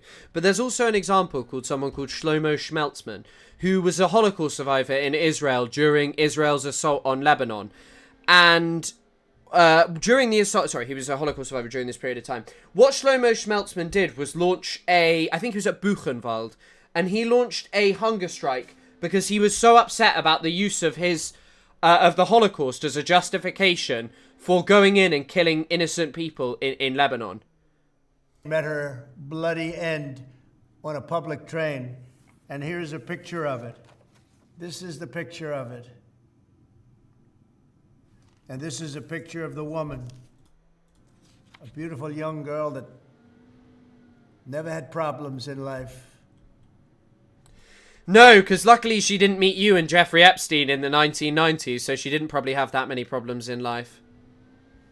With a magnificent future in this. But also, by the way, just note the sanctitude, the beautiful nature of the victims whilst you exoticize the barbaric killer. Country. Like, this guy, it was literally just noted that this guy orchestrated a mass killing of, you know, of mass killing in 2019 of just random North Korean fishermen. What did they do wrong? They were just living their lives, and you sent over your murderous, barbarous Navy SEALs to go over and do the killing. Now she's dead. She was slaughtered by a deranged monster who was roaming free after 14 prior arrests. Bro, is this Netanyahu speaking? Hello, Mr. Netanyahu? We cannot allow a depraved criminal element of violent repeat offenders to continue spreading destruction and death throughout our country. We have to respond with force and strength. We have to be vicious just like they are. It's the only thing they understand. 24 of the top 25 most dangerous. It's also interesting because this is actually, by the way, the same logic as the war on terror. Anything is permissible because they do anything. They do anything, so we kill them. Hamas is so evil, so it's okay to just kill everyone because that's just it. Cities in America are run by Democrat mayors. 50 people were murdered in Chicago in recent weeks, with hundreds being shot. Where were they shot? Like, this is like, by the way, you know when they talk about white genocide in South Africa, the vast majority of people murdered in South Africa are actually black. And the reason that they're murdered is in jobs like being a fucking Uber driver. And the reason that this kind of shit happens where they're killed is because of how precarious and dangerous a job it is, because of the hangovers of apartheid where criminal gangs just run rampant. Like, these are areas where there's poverty, and so criminal gangs are going to run rampant. And it's time to stop this madness. The people of our country need to insist on protection, safety, law, and order.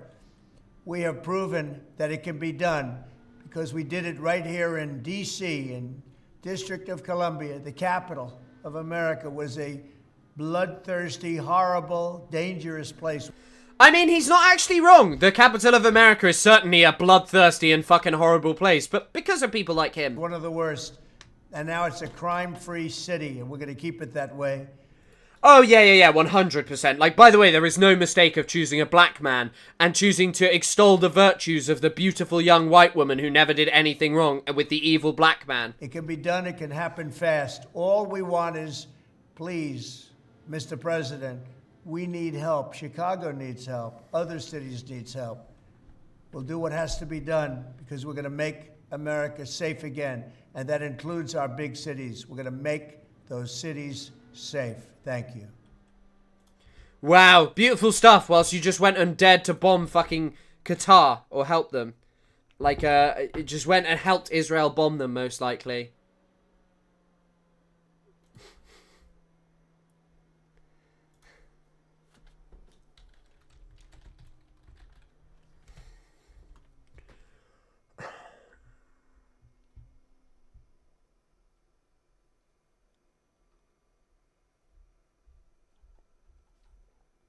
Like, I just don't even get what the like. Sorry, yeah, I can't get even. I just can't even get the just. Right, okay, we're gonna quickly cover the Ethan Klein thing, but I'm gonna go pee first. So sorry about that. I have to go pee. I'll just put on some Riyadh Awad again.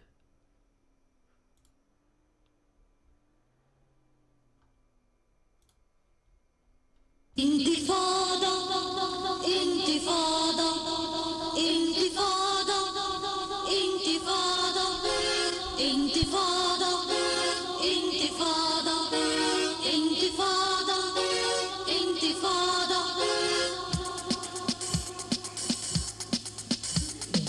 Intifada, intifada, intifada, intifada, intifada, intifada, intifada, intifada.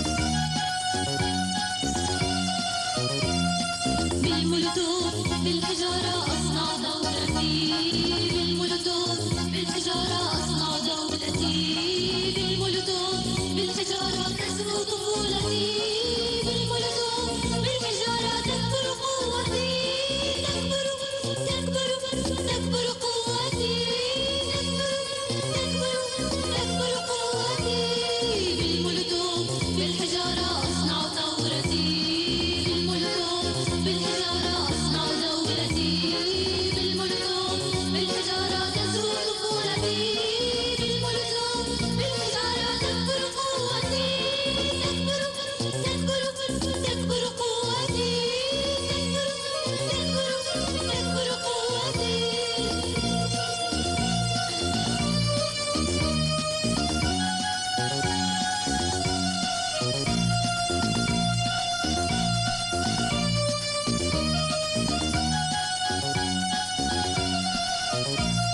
يا شهداء الانتفاضة يا بنات البلد.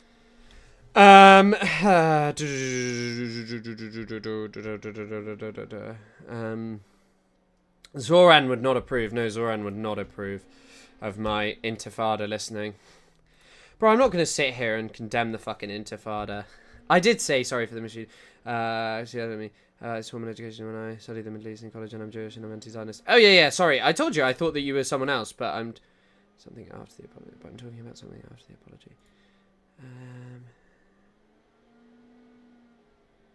Talking shit about you. Yeah, 100%. I'm sorry if you took that wrong, but I didn't mean anything by it. I deeply apologize. It's more because someone literally, I swear to you, with the same profile picture was commenting shit on my profile saying, they were saying like, oh, I caused a terror attack that wasn't even a terror attack because I posted a video and they had the same profile picture as you. I promise. So the idea I got was from watching my friend and this great guy, a liberal commentator, a very down-to-earth, rational dude, Hutch.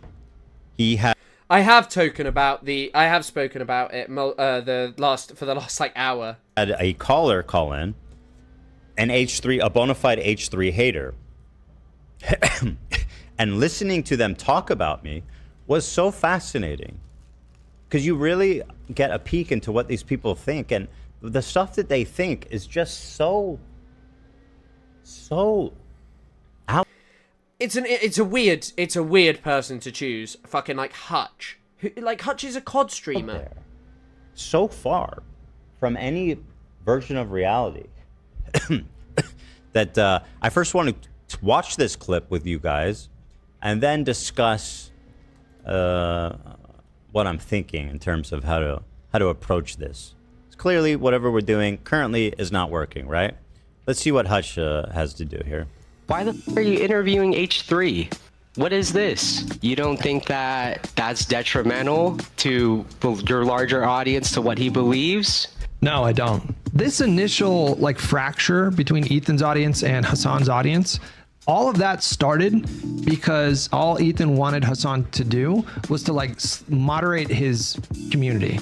who were accusing Ethan and his wife of being like baby killers and accusing them of supporting genocide, which none of that was based on. Oh, I see, it was you. But what I will say is it wasn't even a terror attack. I see, that was you. But that's what I mean. I assume when you commented that wasn't a terror attack. Like, it just wasn't. And you can tie a direct line between this and the shooting in Brooklyn, and that too can be analysed, but I'm not sure if the horseshoe theory applies. But I just don't tend to agree with what you were saying there. I see what you mean, But I just don't agree with you. I think that Israel's actions lead to this kind of stuff. But I mean, maybe that's the horseshoe you're talking about.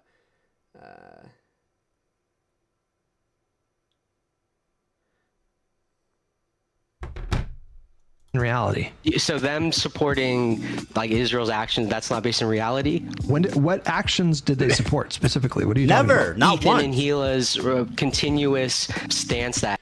By the way, and as my videos have mentioned, Ethan literally said that he was proud of. He was proud of Gila serving in the IOF. Like, that is something that Ethan said. Ethan has justified the bombing of hospitals and so many other things. Israel's doing nothing wrong. That's crazy. This is what people think. This gave me a glimpse for the. And also, by the way, saying that Ethan thinks that Israel isn't doing anything wrong is Ethan doesn't think that Zionism is the problem, which it is. The first time, like, that people. This is what people actually think, right? Yeah. They go, Ethan thinks Israel's doing nothing wrong.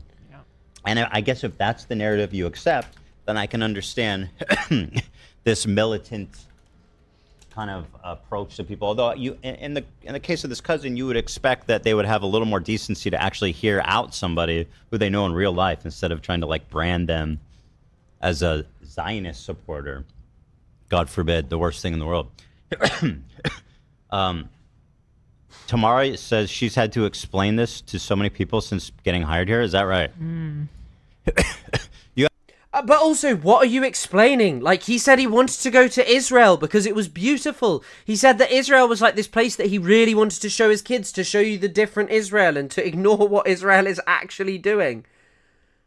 Wait, where does Hutch even stream? Does he stream on YouTube? I see him streaming on X right now. Does he also stream on YouTube? Is that what he does? I don't even know. No, he doesn't. He streams on X. You want to talk? You want to comment on that? I'm interested in everybody's story here on this. I have one too. Is that? I don't know if that was a soundbite. No, that was me. I was saying I have one too. I have a story too. I'm gonna pull that too, man. Here you go, tomorrow. Here, tomorrow. Yeah, tell us. Oh, go over there. Okay.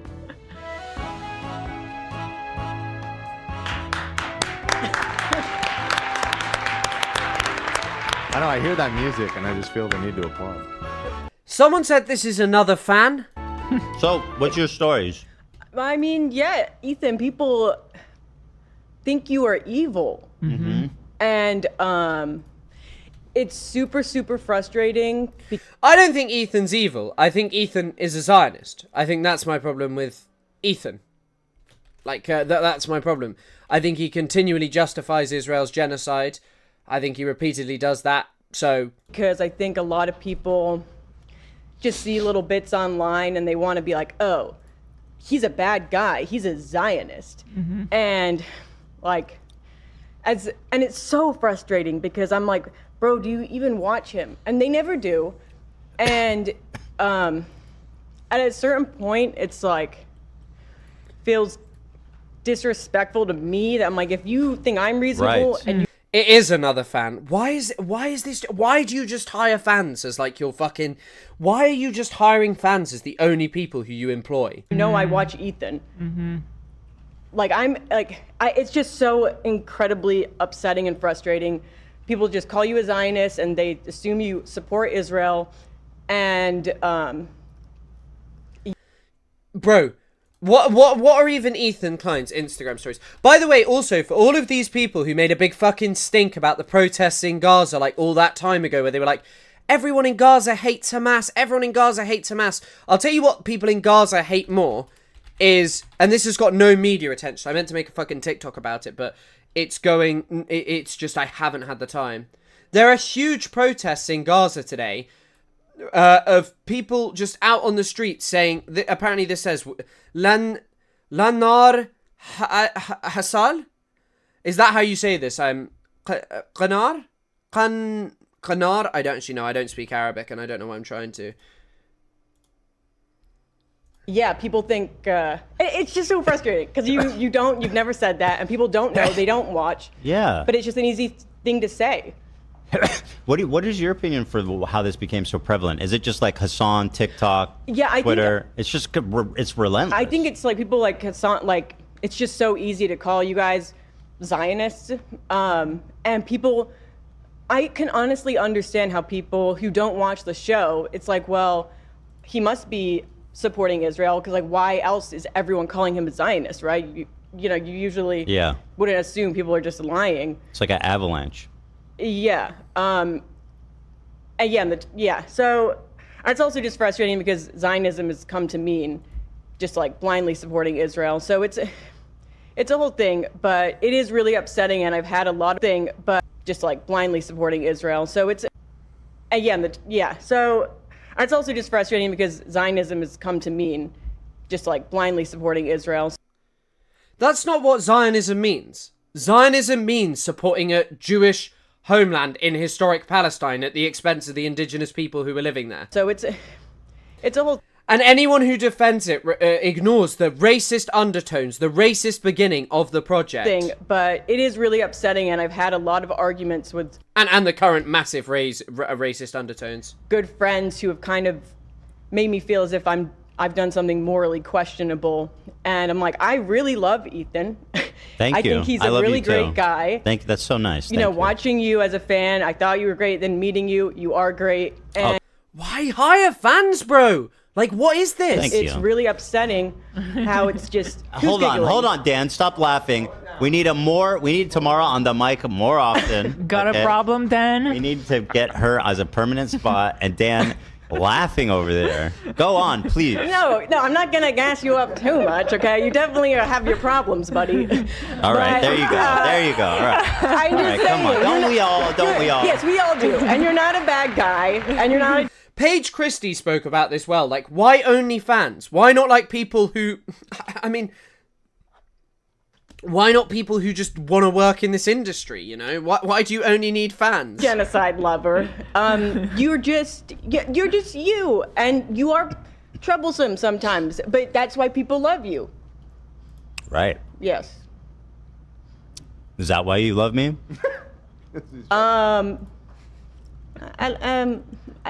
I don't know. It's not your fault. A little bit, I guess. You know what? You know why? Sorry about the noise. I was just scrolling to look if there's another one I could find. I do love you, Ethan, because you are just yourself, and you will always, at least that I've seen, take accountability and apologize.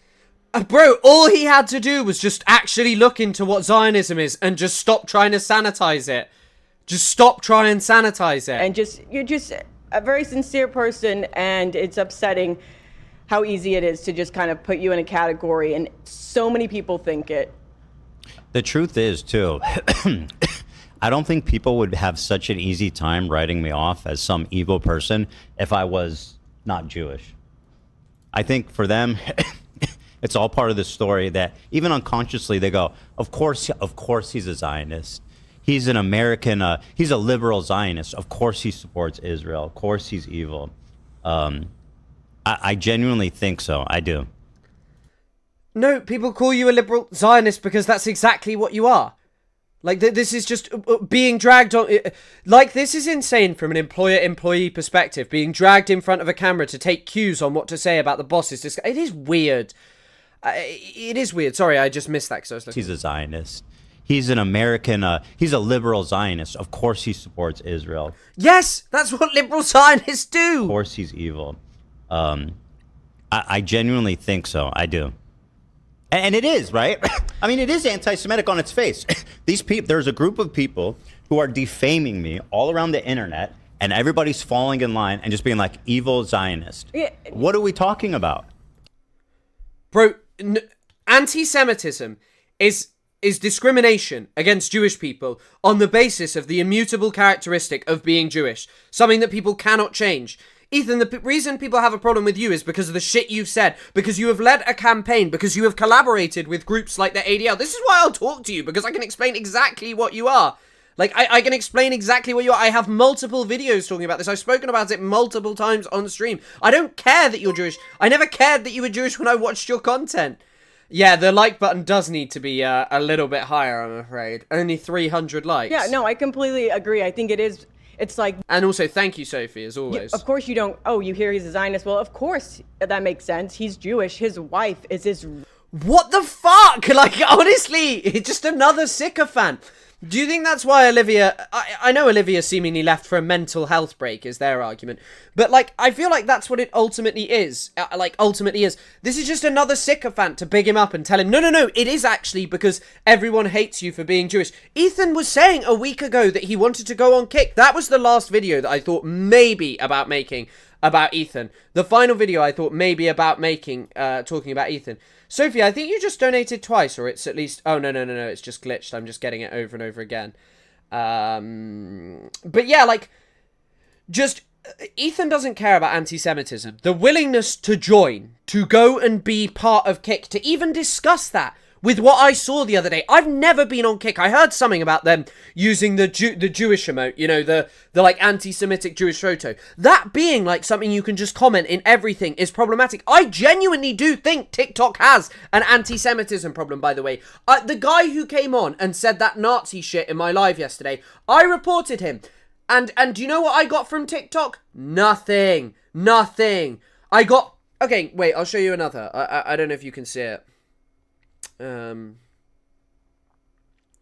Okay, wait, let me see if you can see this if I flip it around. I had a tweet earlier I had a thing earlier today. Oh, wait, you can't see it. That top tweet says, bring back the 1940s in reference to Jewish people, okay? Any platform should recognize that as anti-Semitism. That's anti-Semitism. I reported it, and later today, I received a message from TikTok saying, your report has been updated, no action has been taken.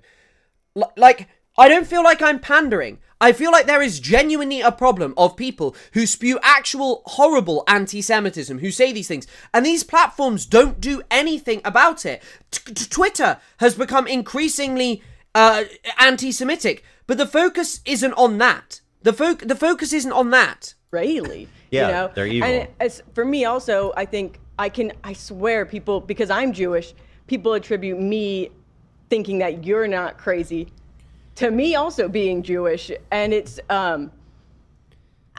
Bro, I don't think that that's because you're Jewish. I think that that's because you're a sycophant who still likes Ethan Klein after all the stuff he said. It's really upsetting. Yeah, thank you. And I mean, of course, because there's also a crossover between a lot of like right-wing extremists and people who do like Israel. And so by having a situation where people are like basically promoted for having right-wing views on both sides are always going to be what they kind of want and accept. Like what they want to allow on the platform. The platform favors this kind of shit. And I don't like it. I'd like it to change. And then here's Ethan talking about his reputation. Let's have a quick listen. Discuss the reputation that is, permeating the show. It is a dark... Instagram... Yeah, I know, there's that guy who literally dresses up as fucking Hitler on Instagram. But what Meta's actually targeting is pro-Palestinian content. Not that Hitler Nazi shit. That's okay. Keep that on the platform. Guy dressed as Hitler. Everyone commenting he was right. Like, bro, the amount of people who I've reported for literally saying the Austrian painter was right. People with thunderbolts in their names. Dual thunderbolts. And they don't get banned, bro.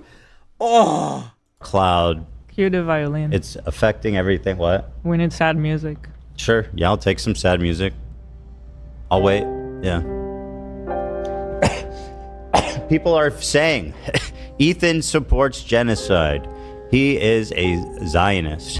It's like Lonabox. Like most people who are pro-Palestine, if you go on their social medias, it will be flooded with content about Palestine because of the level of just despicable criminality and all of these things that are happening in Gaza. Ethan, nah, it's just about like things when they happen to Jewish people. Now, you guys that watch the show know how silly that is, right? But the problem is, there has been such a forceful, persistent, insane smear campaign happening with. It's not a smear campaign. Also, by the way, don't you think it's funny that Ethan will post like a random TikToker to his account, but has continually ignored me, bro? However you feel about me, I have 420,000 fucking followers on TikTok. I am increasingly one of the most popular voices talking about Palestine on this platform. And you have chosen to ignore me over and over again. My YouTube videos have performed well, all of this stuff, and people don't care. But people do care, but you choose not to talk about me. And that's why I'm saying, Ethan, you and your little crew, you want me to come on, I'll tell you exactly what our problem is, and I will articulate why it has nothing to do with anti-Semitism. Hassan at the top and his underlings, but really places where I'm not even there anymore. I don't like on TikTok, I would say, is one of the biggest spreaders, as well as Twitter, and I'm just not there anymore, which maybe is a problem. By the way, this is also not actually about how people feel about him, because he's been so fucking going on. It's because his show's reducing in views, because people don't want to watch it anymore, because when you're just like, your single issue is, I hate Hassan Piker, but I ran a show with him for ages, and you abandoned all of the principles where you'd already pivoted once, and now you want to be aligned with, like, Destiny, and that cut off some of your viewers because you realised Destiny was a pretty problematic guy. I mean, it's pretty obvious where the problems and where this show is headed. It's down the pan. And the reason, as I said previously, is Ethan Klein will be raking in money, like huge amounts of wealth, but Ethan has a very expensive house. Teddy Fresh has never broken into anything like that, like mainstream. Sorry, there's some guy called Wes commenting shit. Let me have a look at his profile. You are a Hassan parrot, bro. All these things you are saying also apply to Hassan, but you are awfully quiet on that part, bro. Okay. Is that what I'm saying about... What should I be saying about Hassan? That Hassan supports genocide? Because I've actually seen Hassan use his platform, not to platform Lonerbox, the guy who gave us an explanation about sniping kids, who's having a fit at me today for condemning Israel's attack on Qatar, for mentioning that it was probably Israel who struck the Sumud flotilla, because I actually want to see people get food in Gaza, and because Israel is a nation that has already threatened this, that has literally murdered activists doing this same kind of thing before. Why would I spend my time condemning Hassan? Yeah, Hassan, I don't agree with every single thing that Hassan says or does, in the same way that I don't agree with everything that Bad Empanada does, but I don't feel the need to dedicate long segments to talk about him. Because what is with Ethan is I can actually talk about things that I care about, that matter, not trying to get people deplatformed because they say things about Palestine that are trying to bring attention to it. I don't know. And it doesn't feel like a problem in my personal life. I like not being there. But professionally, maybe I do.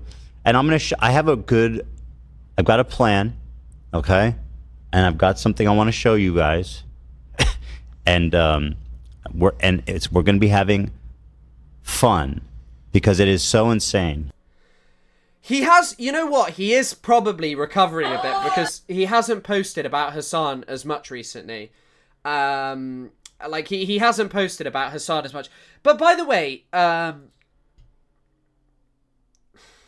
also just look at his lawsuit. It mentioned the Mufti, bro. Like Ethan's lawsuit mentioned the Mufti.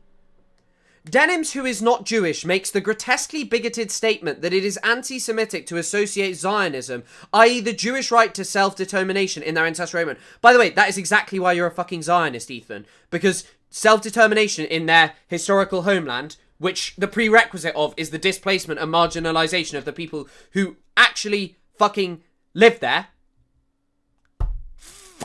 Like, there's your problem. Shortly thereafter, Chatter confronts Denims by explaining approximately 90% of Jews are Zionists. Without any substantiation, Denims claims that this was derived from a poll with a sample size of 26 and that 1/3 of Jews think Israel is committing a genocide. I think that this is actually a growing number. 82% of Americans considered Israel to be essential or important to being to be Jewish. Bro, like, that is also because Israel bombards young Jewish people. Like, you can literally listen to young Jewish people who are not fans of Israel talking about this constantly. You've even spoken about it with the birthright trip and what the birthright trip is and does and all of these things. Like, bro, you tap into these things, but you're just unwilling to because you just want to defend Israel. Also, that's annoying. I still wanted to be on the Reddit. But yeah, like...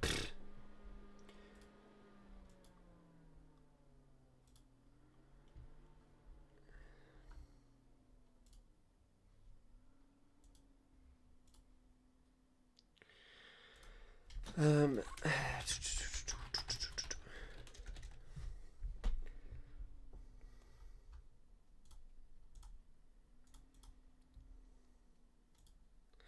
I'm just going to check if there's anything else worth talking about. God, I've been streaming for ages.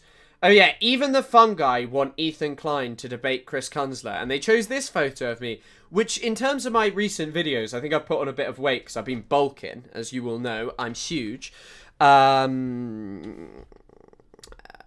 legitimate criticism is in bad faith. I don't know. I haven't watched. I'm not like Hassan's #1 fan. Maybe watch some critical videos on Hassan. Enough content online. What from Ethan, where Ethan spent his time trying to demonize Hassan, and I'm sure that you could pull up Hassan's past behavior and the thing involving all the nudes and the brothel and these things, and that maybe those are not great things to have done.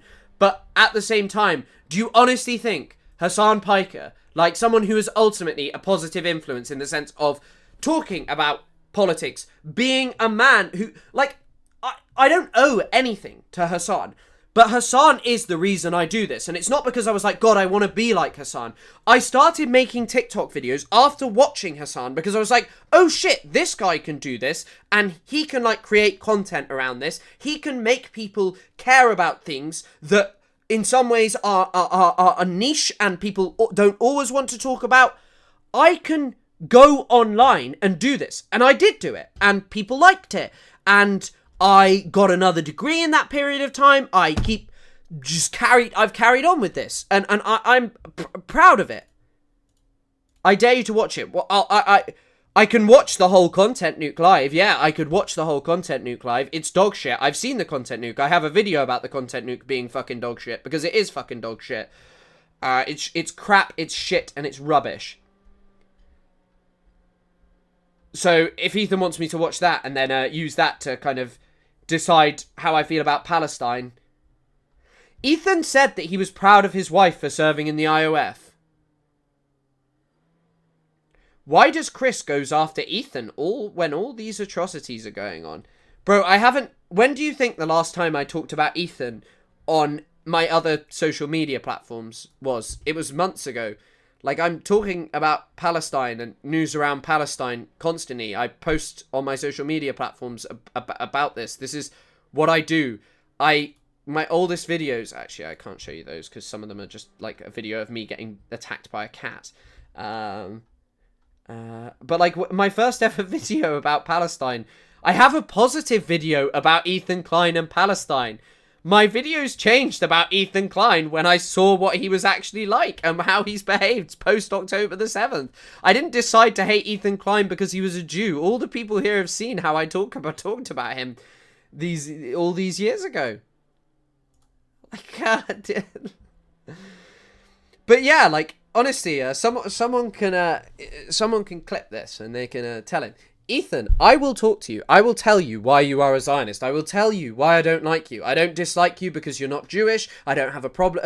I don't dislike you because you're Jewish. I don't have a problem with you because of your Judaism. I don't care. I have a problem because you as a person have used one of the biggest platforms on YouTube to continually spread Zionist propaganda, to try and deplatform Hassan Piker, to spread this narrative that radical terrorists have ruined the Middle East, rather than confronting with or engaging with Western influence and what that has done, and how all of these groups are part and parcel of that, how Western interference transformed Iran into that. In fact, just a few weeks ago, you said Iran was the evil of all evils, and that if you hate Israel, you should hate Iran more. Why?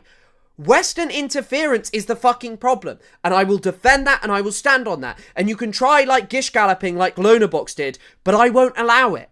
I won't allow it, and I won't stand on you sitting there like Lonabox did and going, what about this Qatar man, and I hate you. Bro, you want to talk about this? Come on. You say that you want to deal with someone who's been a hate spreader on TikTok. Millions of people have watched my videos on TikTok about you. Hundreds of thousands of people have seen me talk about you on YouTube. So come on, bro. Why don't you do it? Why don't you talk to me? Instead of ignoring me, instead of when you're calling me a Chris C. Wordsler, that's how offended I am. I can't even say it. Why not just come on and bring me on? You'll bring Hutch on, you'll bring Lonerbox on, so why not bring me on? You'll bring Ahmed Fuad Al-Khatib, who's someone at the same company he works with the Gaza Humanitarian Foundation. Bring me on.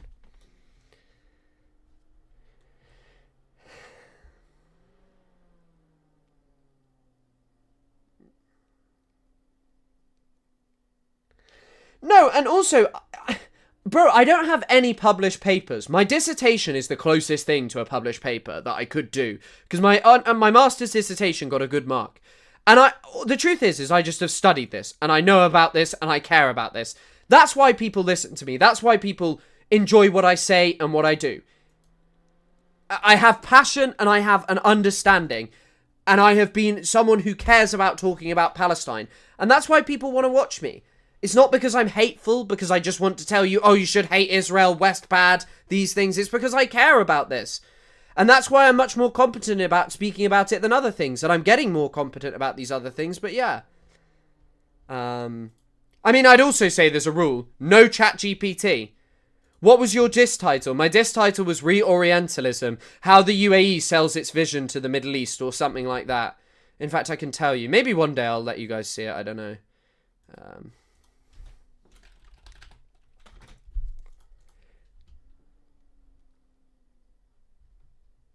There you go.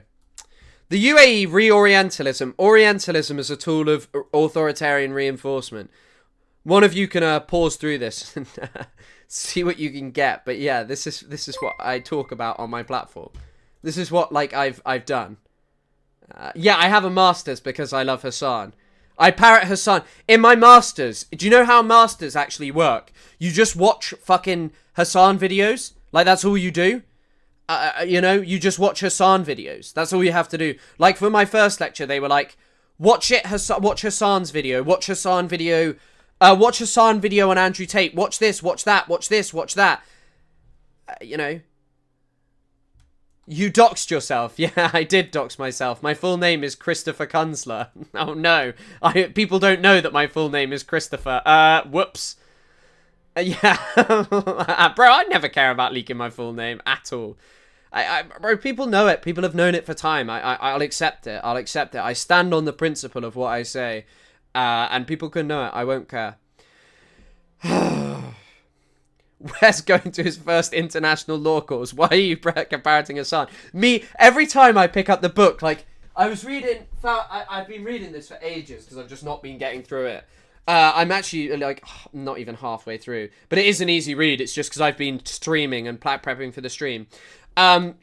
This book, Hassan, I smashed it. I went like this.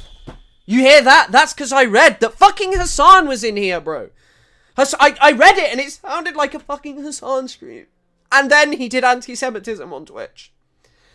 I actually shouldn't have done that. I probably damaged the paper cover, and it's a pretty book. So sorry, Fawaz. I actually really like this, and I don't think it's Hassan propaganda. Yeah, bro. Everything I read for my dissertation, I was just like, would Hassan like this? Would Hassan like this? Would Hassan want to watch this? Would Hassan want to be this? Does Hassan approve of what I'm saying? I like all of this stuff. I'm not parroting Hassan. I have my own thoughts and feelings about Palestine. Oh, God. And like, bro, I know whatever happens in my life that I can, with good conscience, say, I helped to educate people about Palestine prior to October the 7th and after October the 7th. I helped to keep people informed about Palestine because I care about this and because I wanted more people to know about this thing that I cared so deeply about. And so many more people do. But yes, you don't even realise the level of game Hassan was playing. Hassan put in a secret message in the Leftovers podcast, and it was to bring me in. It was to bring me in. He said this code in one episode. You'll have to find it. He goes 1 1 1 1 1, and he like the whole stream pauses. He put that in there, and it was the activation of me.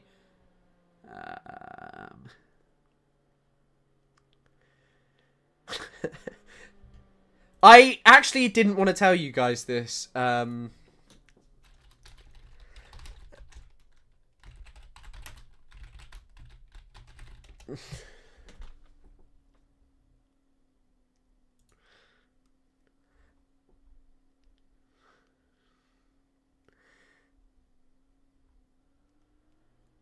What's up? Hassan, this is how. This is someone else Hassan inspired. Bad, but not great. Well, hopefully things get better for you, man. He ordered McDonald's, which is BDS, and then kicked it. This is literally the guy that you're talking about. He is anti-Semitic. And he ordered BDS and attacked this guy. All right, well, there's your drink, buddy. Yeah, and then I got this too. How's it going, man? Hey, you didn't learn the first time, man? I did, apparently not. You know, you started this, I Nicholas. see you got the chicken. Yes, I have the chicken. I see the chicken. You started this double door dashing. I did. You know that, right? Yes, sir. You were the first one to do it to me. Yes, I was. You know what I want to do with this? Yeah, I'm gonna stay clear. You gotta buy. Yeah, I mean, it's just... But this is the kind of stuff that Hassan does in his spare time. This is actually Hassan. Like, he's putting on a voice and stuff. I didn't want to tell you, but he messaged me on Twitter, and he was like, hey, Chris, can you share my shit? And we have... Like, Hassan... I probably shouldn't say this as well. You know that Taylor Lorenz article? Hassan has, like, a similar thing, except he pays us all... And he pays us all $20,000, and he actually does it from the charity stream specifically. And we all get $20,000 every week, not even once a month. And every morning we have to meet up, and Hassan teaches us for like 10 minutes, and he says, right, you got to be anti-Semitic today, you got to hate Israel, you got to hate Ethan Klein and ruin his reputation, and we do that every day. We all know you're running bad empanada interference anyway. Oh yeah, how do you think we all happened to drop videos about Ethan on the same day? What the hell was that video? It was Hassan. I hear if you play backwards, Hassan tells you about the USS Liberty and then tells you to vote for Jill's sign. Yeah. They don't believe this. The Prophet Hassan. And Hassan's uncle is actually Hamas. I didn't want to tell you that. Hassan is like is his Hamas. His uncle is Hamas. Keep insulting. The hypocrisy is really shining true. Yeah, I'm associated with Hassan's uncle, Mr. Hamas. That's the guy who founded Hamas, Mr. Hamas. And basically, Twitch, anti-Semitism. Yeah, bro. Like, yeah. Like, surely Twitch is actually, like, a platform that's pretty hot on anti-Semitism. You're not even allowed to say Zionist, which is literally, like, overly, like, censorious to just stop people talking about Palestine, you know? So, I kind of sit here and I just think, like, yeah, I just think it's kind of fucking funny. Cenk Hamas. Unironically, Cenk is a shithead, though. Well, that's his other uncle.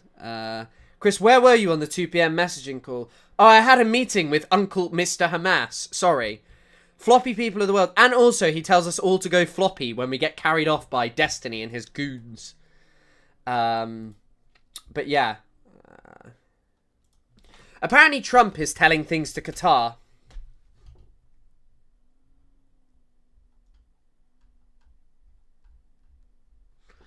I'm not actually sure whether people have seen this.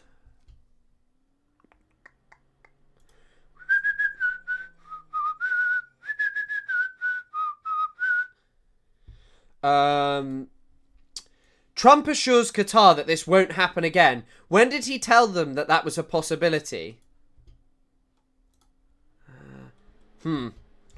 We must never forget going propaganda. Uncle who works at Hamas is the new uncle who works at Nintendo, confirmed.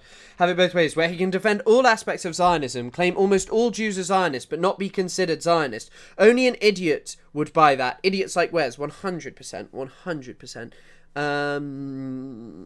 You didn't strike a chord.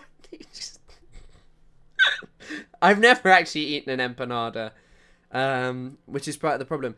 But I just want to actually look through some comments. I think if you actually break down his points to their individual parts and have the full context, they all amount to nitpicking at hyper-specific parts of Ethan's statements. Ethan didn't do extensive research and check the Wikipedia sources in this one quote. He takes small detail and weaves in emotionally triggering news, that articles that are loosely related to the point, and uses it to drum up a sentiment that Ethan is willfully and tactically obfuscating fact on behalf of the Israeli administration. No, the reason I brought in those, Ethan kind of claimed his supremacy over iDubbbz, over Hassan, and he personally said, oh, my video was so well researched. But what he doesn't actually go into, what he doesn't actually bother to look at, is actually what he's quoting, what he's talking about, what these things he's posting. Gooners. What did I do? What did I say? Did I say something bad? Insult from stupid how. Goons. I be goonin'. That's what I'm saying. But yeah, I've seen a few comments. Some are like this. I'm of the belief that no one serious should bother engaging with Ethan at this point. His own dumb fans thinks he won debates with Sam Cedar and Hassan. There is very little to be gained with engaging with him. His fans are either legit bad faith destiny debate bros, or people who want to get high and watch videos of people crashing out on mobility. Bro, I want to do that. I want to do that, but I don't do that anymore, unfortunately. Safety. Thank you very much, Safety. The question's laughing my ass off. Everyone should just take the Trisha route. I don't know. But the thing is that, like, look, the opportunity to engage with Ethan Klein is a point of just proving, bro, liberal Zionism is wrong, it is immoral, and it is exactly within the realm of what people enjoy. And also, by the way, the only thing I would say about that argument of what people talk about, the way that people talk about this, that's how debate works. You can't win a debate. You can't win any debate. Debate and politics of this kind just operate on the basis of you believe in exactly what you are. You go in believing one thing, and then you will come out believing the other. That's why Ethan's fans, it's the poverty of debate. You go in, and you like the things you hear, not because they're facts, but because they massage and assuage your feelings. Terratrove is undertaking the radical act of probably banning him. Wes, you guys are so... and then there's someone agreeing with it, but yeah. The Hassan Cruz ended up being followed by a drop in views overall. And if you look back at the data posting by Bigwig, the Hassan debate actually ranks quite low compared to the peak episodes pre-crash out. Now that they're actually struggling to pass 300k or 400k views, their live viewership is half what it was in January. I doubt they would get 2 mil views like they did with Hassan. And no shade, but Chris doesn't have the same audience or name himself. Fuck you, whoever said that. Nor is he Ethan's greatest enemy, or what the fuck ever. It definitely wouldn't have the same draw, and I think the fact that the conversation with Hassan has so long inflated the view count, people dipping out and coming back to finish the video over a period of days would mean the person gave them multiple views. I think Chris has every right to speak to Ethan if he wants to, and Ethan accepts. I think Pedo Troll was probably just to ignore this, though. He doesn't want to debate someone who knows what he's talking about. Yeah, I think that that's the case. I think that that's actually a good take, because, once again, I will tell you why. Hassan here can confirm Chris copies me. Hell yeah, I knew it, Hassan. I knew it, Hassan. You're all, everyone, you copy everyone. You get, Hassan tells you, if I also know this for a fact. This is the same with my relationship with Silent Scythe. If Silent Scythe posts something that I don't like, I know who she is, and I send death threats, I refuse to give her, I send lawyers to her house, I do all of these things if she makes like an edit where I'm like, yo, my bicep didn't look good in that. My bicep didn't look good in that. You know? Both serious guys have some. Ethan's a lolcow who serious creators uses a vector to explain when it is Israel. Yeah. I think if you debate Ethan in the loner box voice, Ethan will have a short circuit. What if I sit there and I go, man, you don't know how October the 7th jobs work. You don't know how October the 7th jobs work. You don't know how resistance jobs work.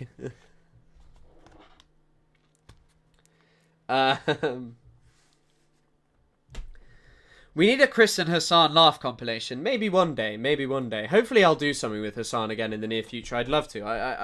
I'd love to work with Hassan. Sorry, someone called something...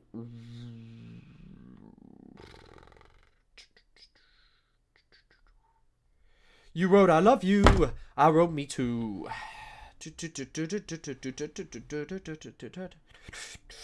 But like, yeah, again, just by the way, here's Palestinians protesting.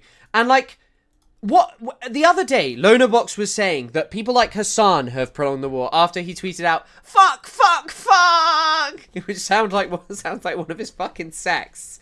But like, Palestinians, in a sense, have prolonged the genocide because they want to live and exist in their land and don't want to be expelled because that's what Israel wants. Israel wants to expel the Palestinians, and that's the problem. Israel desires to expel Palestinians. But yeah, right, we've spent enough time on... I'm sorry, I just brought this up because none of those two have been posting about this. Ethan would go floppy. Bro, I'm going floppy now. I'm going to go floppy.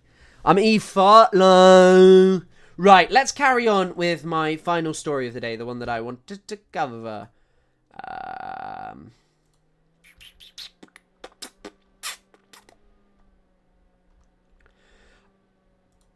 Here we go.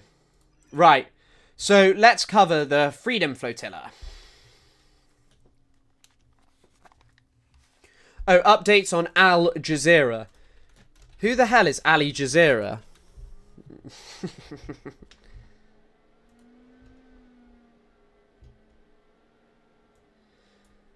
White House says it warned Qatar of impending strike. Brilliant. White House Press Secretary Caroline Leavitt told reporters that the Trump administration was notified by the US military that Israel was attacking Hamas, which very unfortunately was located in a section of Doha that... What is this comment? Very unfortunately was located in a section of Doha, the capital of Qatar. What did they... Oh, it was unfortunate they were located there. It's not like they've been located there for months on end, you know? What is this? Unilaterally bombing inside Qatar, a sovereign nation and a close-out state that is working hard and bravely, taking risks for us to does not advance Israel or America's goals, she said. However, eliminating Hamas, who have profited off the misery of those living in Gaza, is a worthy... Oh, shut up, you idiot. Leavitt said that Trump immediately directed Special Envoy Stevie Witkoff to inform Qatar of the attack. Israel's strike counter to US interests. Rob Geist Pinfold. I thought that was a member of the Trump administration. I was like, bro, where have they got this guy from? I've never even heard of him. Says that while he can see a rationale argument for the Doha attack from the Israeli perspective, but that is baffling why the US would allow this to happen without any forewarning. Israel decided that at the end of the day, the benefits of potentially taking out the Hamas leadership outweighed the potential costs in terms of ramifications for relationships with Qatar. But this is completely against the US national interest. We've heard from multiple analysts already that the US Army, CENTCOM, has a base here. That's a clear inherent danger to US citizens and troops on the ground by allowing this kind of reckless strikes. Mahmoud Abbas is saying some kind of shit, but we're ignoring that. Hashtag BDS Mahmoud Abbas. Don't like him. Hamas confirmed leader survived. Trump spoke with Netanyahu. Trump sees the opportunity as an opportunity for peace, despite widespread condemnation and speculation that the attack could deal a serious blow to any Gaza negotiation efforts. The White House says the two leaders spoke after the attack. Trump said that he wants to make peace and quickly. Trump believes that this unfortunate incident could serve as an... Bro, they're talking about it like, I don't know, like one of them fell down a well or something. That it's just like an unfortunate incident. This is some of the most insane writing that you will ever see.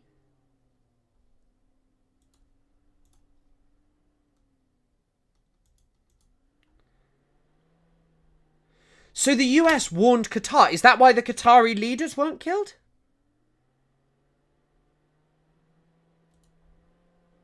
administration was notified Okay, here's Levitt by talking. the United States military that as Israel was attacking Hamas, which very unfortunately was located in a section of Doha, the capital of Qatar. Unilaterally bombing inside Qatar, a sovereign nation and close ally of the United States that is working very hard and bravely taking risks with us to broker peace, does not advance Israel or America's goals. However, eliminating Hamas, who have profited off the misery of those living in Gaza, is a worthy goal. President Trump immediately directed Special Envoy Witkoff to inform the Qataris of the impending attack, which he did. The president views Qatar as a strong ally and friend of the United States and feels very badly about the location of this attack. President Trump wants all of the hostages in Gaza and the bodies of the dead released, and this war to end now. Bro, this woman is a liar, bro. Trump did not give a fuck. He was like, try it, and it did not work. President Trump also spoke to Prime Minister Netanyahu after the attack. The Prime So it is just basically what she said. But you want to see why she's a liar? Go ahead. About the Epstein case, would the White House support a professional handwriting expert review of the document released yesterday to prove that it's not the president's signature? Sure, we would support that. And in fact, I have already seen many forensic analysts of signatures coming out. I believe it was the Daily Signal that published a piece with 3 separate signature analysts who said that this absolutely was not the president's authentic. It is his signature, because Trump said that thing about how Jeffrey Epstein likes young women, but these people just lie. They're just liars for America. They lie about anything and everything. They lie about Trump being a pedophile. They lie about the striking of Qatar. They lie about everything, bro. That it was unfortunate. No, it wasn't unfortunate. You knew what was going to happen, and you told Qatar what was going to happen, and they said, go, you can try it. Signature, and we have maintained that position all along. The president did not write this letter. He did not sign this letter, and that's why the president's external legal team is aggressively pursuing litigation against the Wall Street Journal, and they will continue to. I think we'll save this as a topic for tomorrow and the Nepal protests, because I did loads of research on those, but I've not done the Jeffrey Epstein stuff. But yeah, how fit he is. Yeah, I mean, they lie about everything.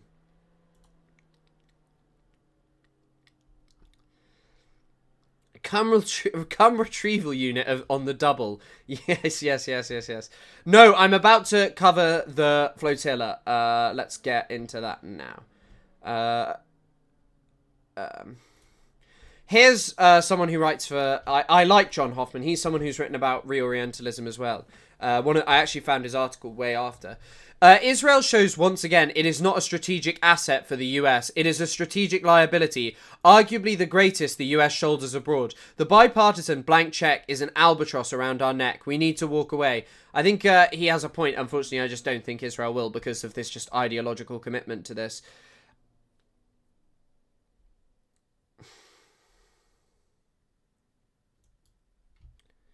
Ben Shapiro was saying the other day that they just would receive no money. They understand their enemies... Oh, God, I'm just not reading that one. Let's just leave out the virtually unlimited diplomatic cover they receive from the US and the fact they're the largest recipient of US aid in history. It's easy to command respect when you're being underwritten by the US. 100%. Ditch Israel. Ditch Israel. From any logical position, ditch fucking Israel. You can't sit there and be like, radical terrorists will take over. Israel are doing mass killings. They are assassinating people. Stop defending them. It is pointless. They are not bringing peace. They are bad. They are bad news. Israel is a country that we shall not, no one should be associated with. That in fact should be declared an outright enemy of the US. That should be declared an outright, well, I mean, the US should be an enemy of all humanity itself anyway. But the UK, anyone in the West should reject Israel and not see it as some kind of like wonderful ally that we should just love and support forever. It's wrong. It's immoral and it's unjust. Its prerequisite was removing the Palestinians from their land. And even just look, just on that topic of diplomatic cover, Sky News, the IOF says it's carried out a precise strike targeting the senior leadership of Hamas in Doha. They carried out a massive bombing in a country we are allied with.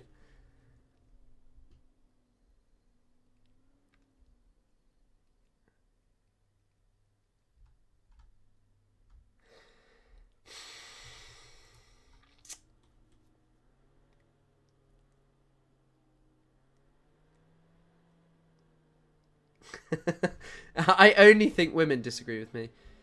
Chris is a very naughty boy. What have I done that's naughty?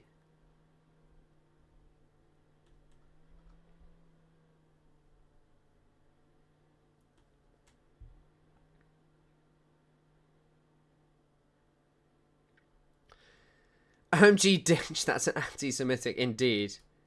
Is Chris anti-freedom? Yeah, I'm anti-freedom. Anyone who disagrees with him is the Monty Python women voice. Hell, that is exactly. I'm just a raging misogynist.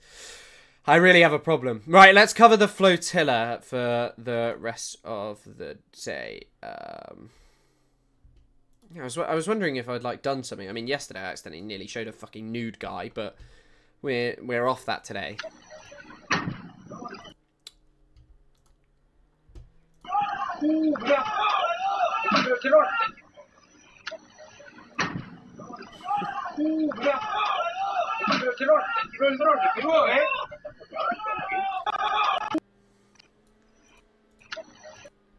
Like, how can this, like, what could this be? Like,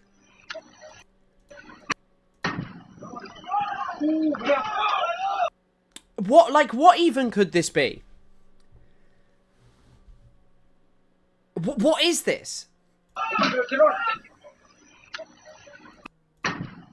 Like, that's not, it cannot be a cigarette. Because look. That has to come from the sky. Let's put it in slow-mo.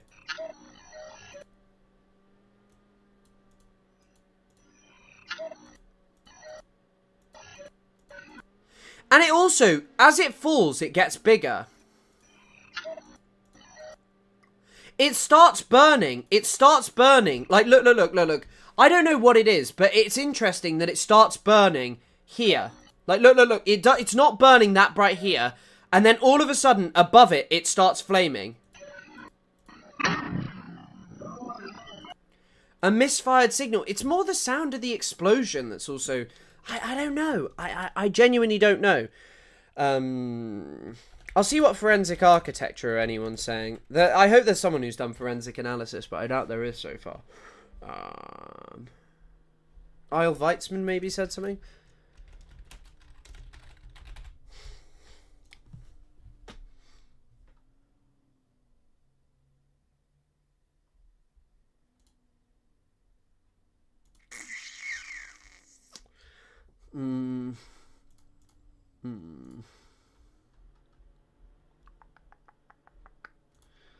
Okay, here's Monica Marks, who is a professor of Middle East politics, Tunisia, Turkey, Gulf, PhD, St Andrews, Fulbright, Rhodes. Okay, so she seems... I've never heard of her, but she seems someone pretty good.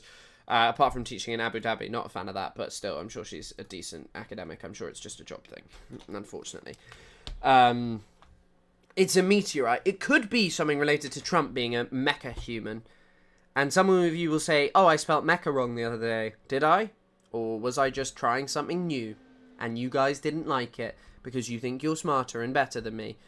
Right. This is an insane video. I just wrote a thread explaining why, but now that I've seen the video, I want to rewrite that foregrounding it. My first started with the claims of Greta Thunberg, which says a drone struck one of the boats. Tunisia's National Guard, which completely denies that, suggesting his cigarettes caused that fire. The Tunisian's National Guard's account of events does not reckon with the above video appears to show, which is a clear attack or explosion of some sort caused by something over the sky in the boat. This comports with one of the Sumud activists' descriptions below. The Sumud is the name of the flotilla.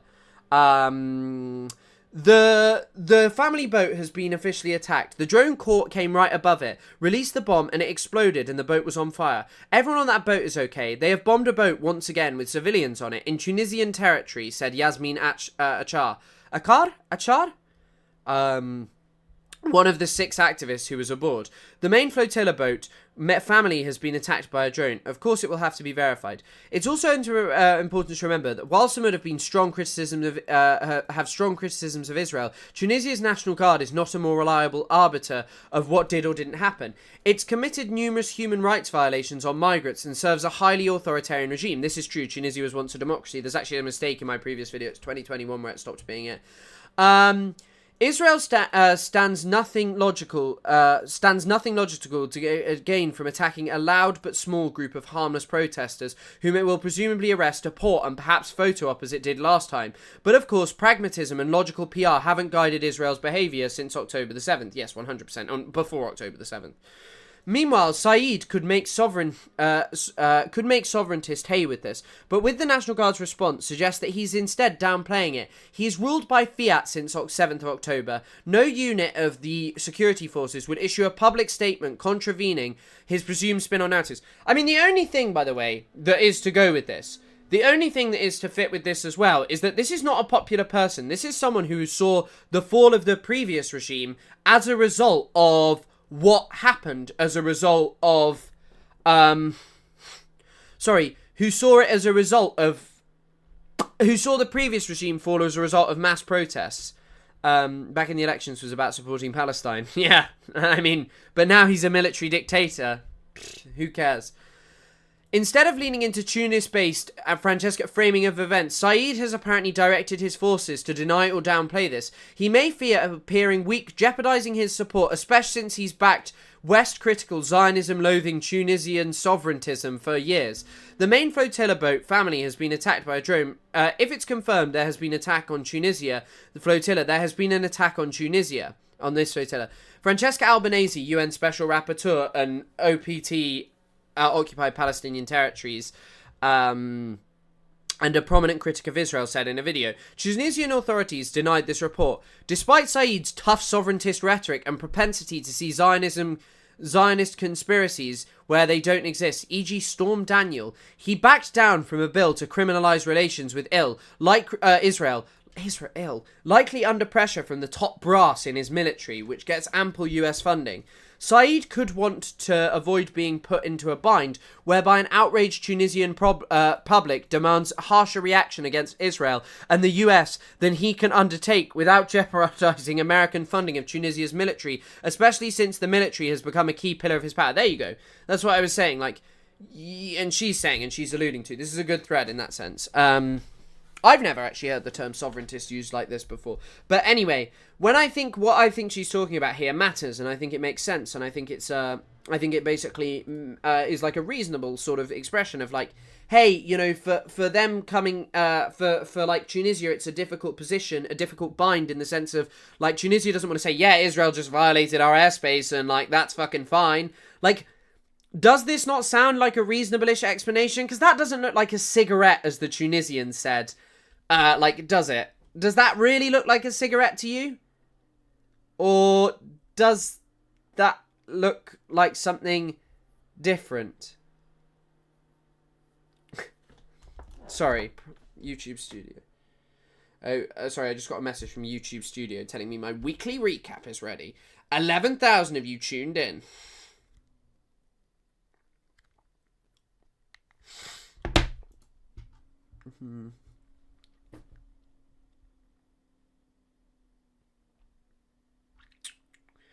Aliens did it. Yeah, I think it's probably aliens. There is a developing story without reliably established evidence yet. What object it was in the air, why it exploded, its provenance was, etc. But this video, its discontinuity with the official account could raise Tunisians' already fever-pitch anger. It's important to remember that these wounds go deep. In 1985, during Operation Wooden Leg, bro, why was it called Operation Wooden Leg? Bro, I have to find this out.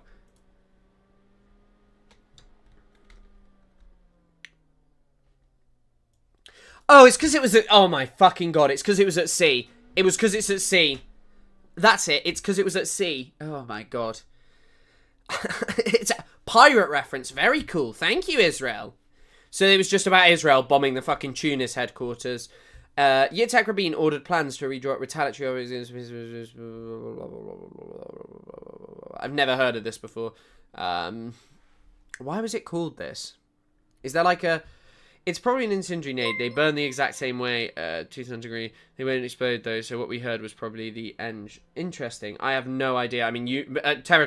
Trevor, you may know more than me, but I have no idea. I'm not going to affirm what you're saying because I don't fucking know. I don't fucking know. Could have been worse, I guess. Wooden leg is what you saw on Twitter. Bro. Get out. Sydney, out. Out. But yeah, shortly before the arrival, there was another refueling, and then the remaining 8 F-15 bombers flew into low... Why is it called Wooden Leg? I really want to know if that is why. Hold on, I want to find a... Operation Wooden Leg! Arr!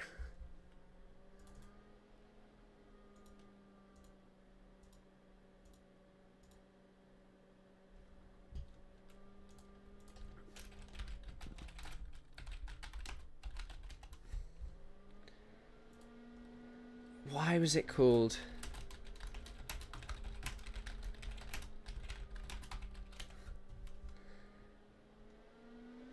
The game's retaliation.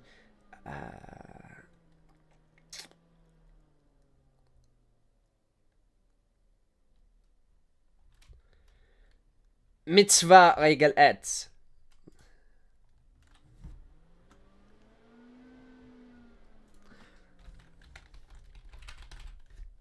I really want to find out, bro. I'm actually obsessed now.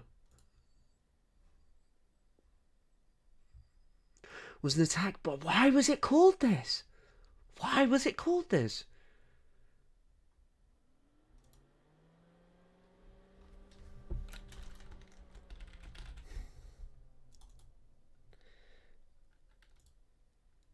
I don't know. There seems to be no fucking reason. We'll never know. Chris responded to YouTube email instantly, while mine is languishing in the inbox. No, that was a notification on my phone, so there's the difference. Israel does like to blast people's limbs off. Okay, that's a strong point. Shall I tweet her and ask her why was it called Operation Wooden Leg? Maybe I'll ask her. In 1985, during Operation Wooden Leg, Israel bombed the PLO's then headquarters, then located in Tunisia, killing 25 Tunisians and possibly 60 to 70 Palestinians. By the way, same crap. Lonabox sits there and it's like, you must appreciate the history of all of this. You all don't love the Middle East in the same way I do. That's why I went on a trip with my best mate Destiny there and licked the balls of Itamar Ben-Gvir's best friend.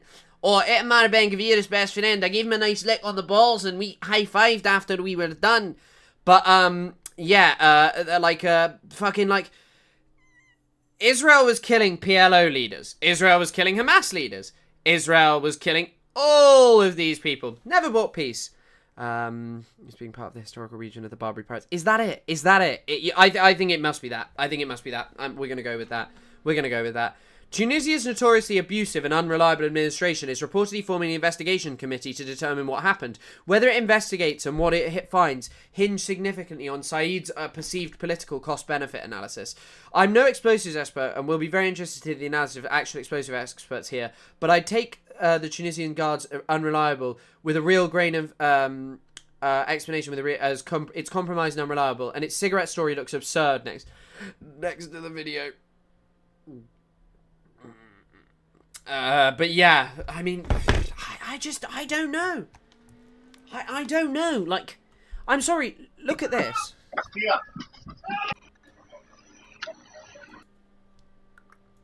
How could that ever have anything to do with a cigarette? And why lie like that? Why say that it was probably a cigarette?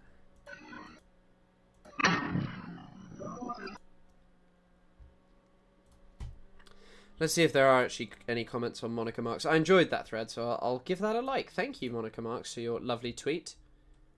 Shout out for your work here. Where did the drone fly from? A civilian Israel connected vessel? Was it an Israeli Navy vessel? It was Tunisia's motivation. I was wondering that. Can we see...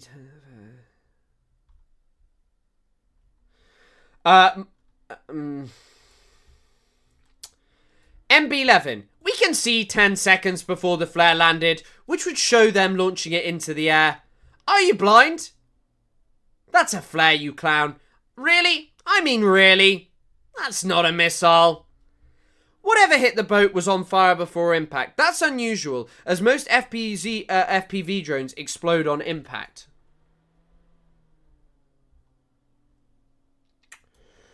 But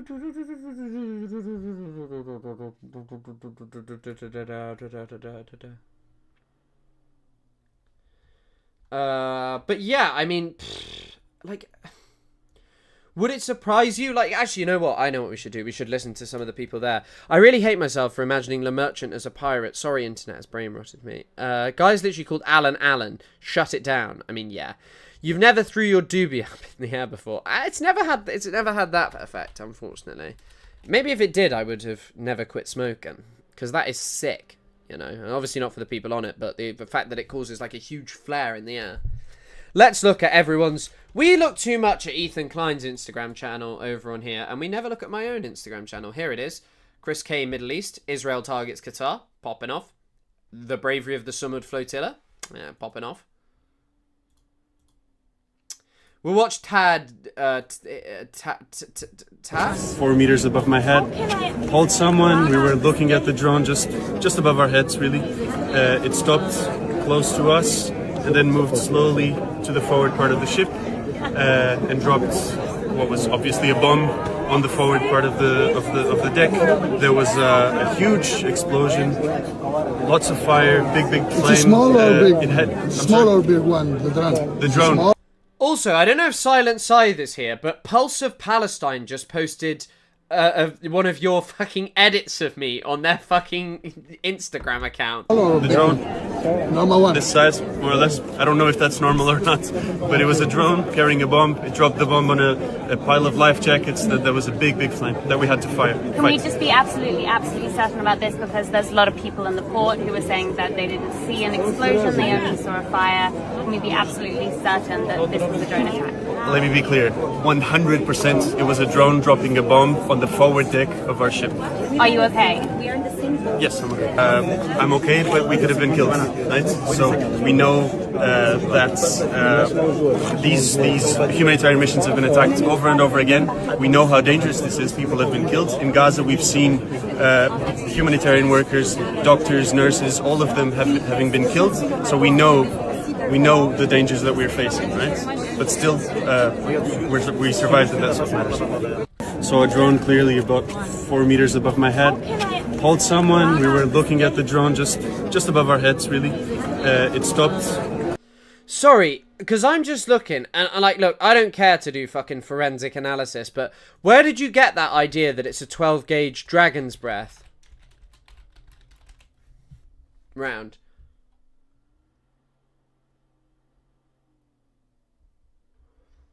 It does, because it kind of does look like that.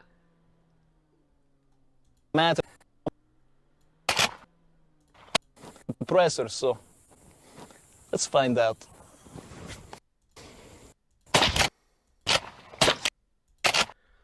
That is crazy. Maybe I mean maybe one day you'll be vindicated. I'm looking at a photo of it, like exploding out of a fucking gun. Like, it kind of does look like there might actually be a fucking similarity there. But, like, at the same time, I'm not a forensic weapons expert. I don't have any idea. Kind of, but the flame's too thick. Maybe. I don't know. Yeah, there was an FP Russia video on TikTok, bro. Let's watch. Morning from beautiful Tunis, guys. Tunisia is absolutely stunning, by the way. Absolutely beautiful city. So thank you for all your lovely messages. I have lots of messages from people concerned because I think most of you will have seen now there was a drone attack on one of the global Sumud flotilla boats last night. It's the family boat. That will be the boat that will be carrying Greta Thunberg, Thiago, our spiritual leader, Yasmin, our spiritual leader. So it's a significant boat. It's one of the main boats, and it was attacked. There was a drone strike. Of course, you know, we're 2 years into the genocide now. We can't say for sure who's committing all these crimes. As you know, we have to say alleged. You know, we know who has been threatening us, you know, for the last, not just on this mission, but on previous missions. We know who has skin in this game, who would like nothing more than to derail our project to bring humanitarian aid to Gaza. But of course, we can't say for sure who it was. You can look at the images yourself there of the drone strike. I think Tunisian authorities or somebody in the mainstream media and Zionist media has been declaring that it's likely a fire brought about by a cigarette. I think that it's just such a crazy story to choose. Like, I'm sorry, it's kind of like the Al Ahli Baptist Hospital. Why did Israel lie about the Al Ahli Baptist Hospital? Like, why did they say, oh, it was a Hamas rocket that was wrongly this way instantly? Why did they feel a need to lie if this is the case? I don't know, bro. That it's just something that's like benign and easily explained. That's what to me always feels like that there's something funny about this, and why I actually initially was like, oh, why initially I was like, oh, actually, alleged, but I don't think it's alleged at all. That story's going around Western media at the moment. Who knew that cigarettes can fly through the sky and explode on boats and potentially kill people? We all knew the smoking kills, but perhaps not to this extent. You know what, though? It really makes me feel, and I'm just talking to some of the Irish delegation here, my big fear is not so much that I'll be killed on this mission, but that I'll be killed, and the Israeli propaganda point or Western media will say, well, look, he was smoking a cigarette. This video's funny. Exploded and blew him up.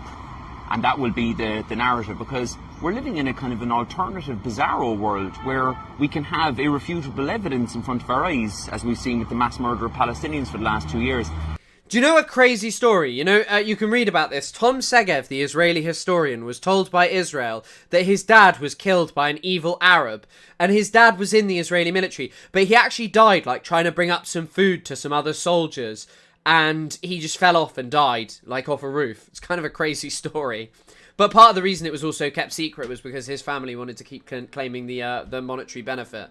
And yet, Israeli propaganda and the Western media will kind of say, well, we're not sure, there's a bit of doubt on it, so, let's just let Israel investigate itself, and I'm sure they'll say that they've done nothing untoward and we can all go on with our business. That would be my worry, that perhaps even the Irish media and the Irish government would say, well, we're not quite sure what happened to some of the Irish delegation that were killed in that flotilla. I think the big lesson is, let's not go on flotillas, and let's just continue looking the other way as Israel continues to mass murder civilians and starve the population to death. That's our big worry.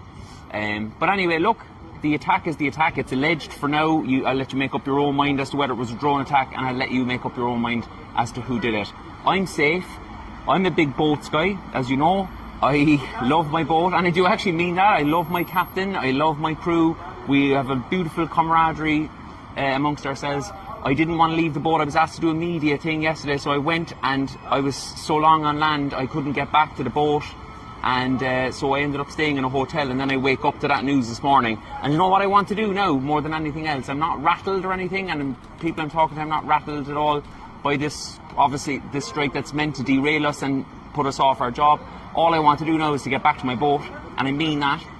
I want to get back to the comrades who did the night watch last night. I want to get back to the sole focus of this, which is not even having a shower in a nice hotel, which was nice, but that's not why I'm here. I'm here to go to Gaza. I'm here to break the siege. And by the way, this story is doing the rounds now at the moment, but let's remember again that even if there are drone strikes, and even if they cause damage on the boats, and even, God forbid, if some of us are injured, that's not the story. In fact, that's why many of us are here, because maybe it'll take white people, Westerners, to be injured, to be killed, unfortunately, before most of the Western media class will say, okay, maybe it's something that we need to worry about. No, it's okay when hundreds of thousands of brown people are being murdered, but no, a white person has been kind of scared. Let's lead with that story. We are not the story. Maybe the seagull lit himself by accident. There was some fuel floating on the sea. His doctor tried to warn him smoking would kill him. Yeah, I think that's plausible. It was just to burn the life jacket to cause terror. I mean, potentially. I mean, like, I just don't know. I don't know, but you guys need to stop talking about scientific shit, bro. I did my chemistry GCSE, which is like the equivalent of like our fucking lower high school exams or whatever the fuck that is in America, like 10 years ago nearly. So guys, please, I just remember that you can put you can burn crisps in a fire. The genocide, the man-made starvation is the story. Morning. This is kind of the other thing that I spoke about when I talked about this. I'll just see if he's talked. Hey about guys, this. I think I might have been telling you about my...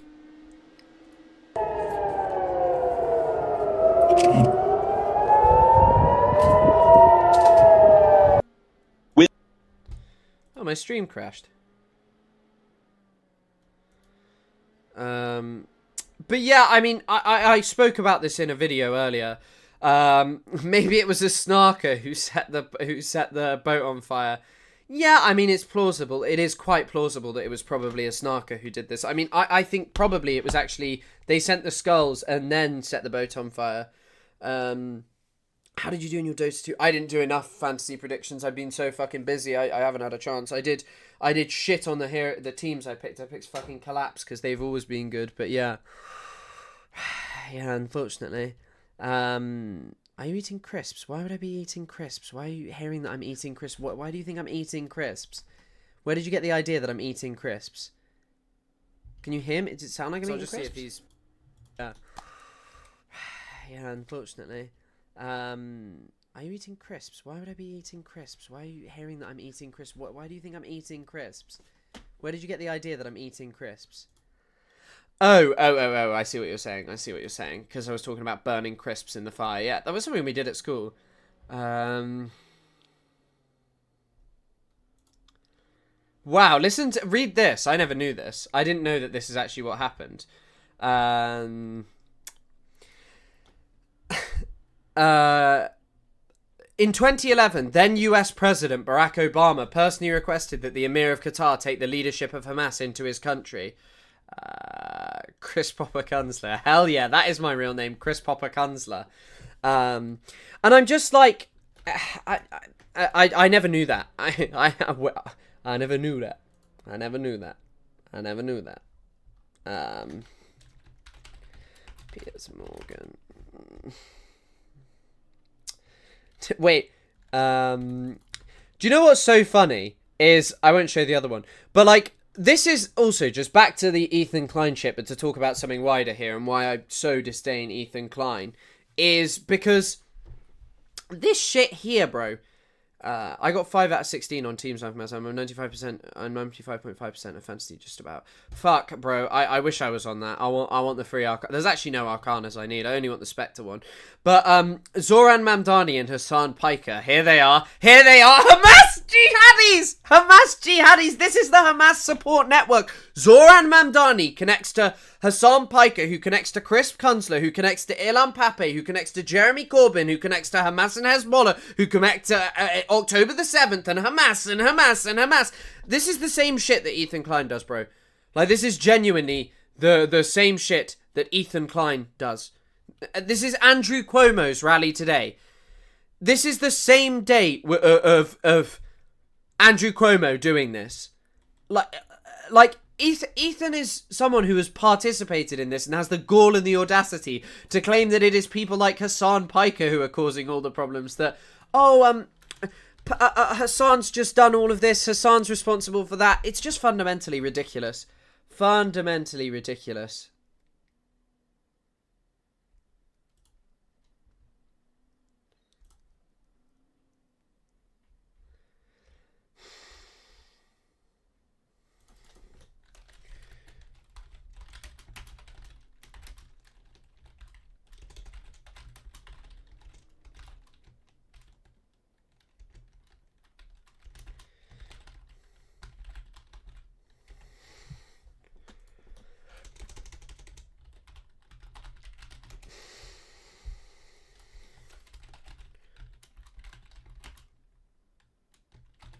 Hold on, I want to see if I can find Piers just talking about this. Hamas Arby, to be honest, I think North Star Radio. Yeah, I saw North Star Radio about this. Chris did 9/11. I didn't see it until I put all the pieces together. Hell yeah, that's the truth. Until you put the pieces together, you'll never see that I did 9/11, that you should spend your time demonizing people, that you should just do this. Yeah, it's just, yeah, I think that that's what you should do. Just demonize Hassan. You look very emotional. Merry Christmas. I just want to see if I can find this Piers Morgan selfie yacht. People are just continuing to go on, are gonna continue to go on, and there are strikes, and they'll still carry on doing it, and yet Piers Morgan, Morgan has the audacity to call it a selfie yacht.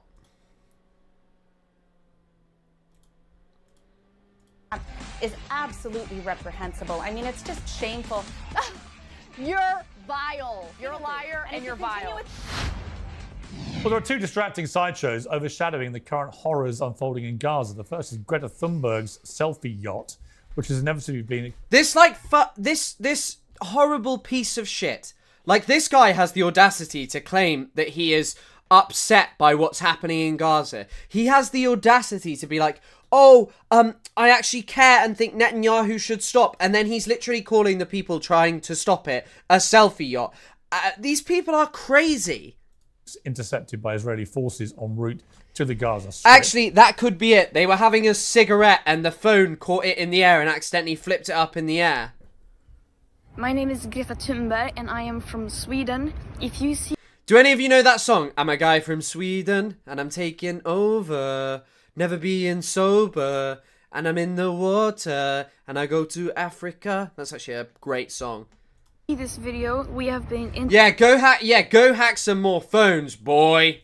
Intercepted and kidnapped in international waters by the Israeli occupational forces or forces that support Israel. I urge all my friends... Piers has moved on from do you condemn Hamas just to do you condemn Greta? Friends, family and comrades to put pressure on the Swedish government to release me and the others as soon as possible.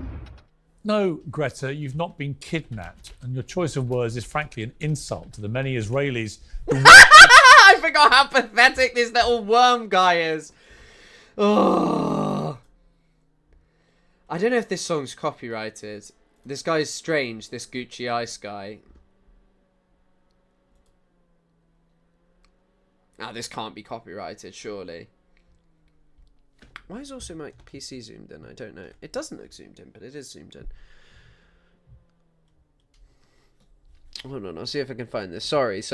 Actually, you know what? I'll stop focusing on listening to playing a song about a guy. Kidnapped and held hostage by Hamas. 56 of them shamefully remain in Gaza, many of those presumed dead. And no, you're not raising awareness about the humanitarian crisis in Gaza. Many of us have been talking about it daily because we see the horrific scenes of desperation and starvation unfolding before our eyes.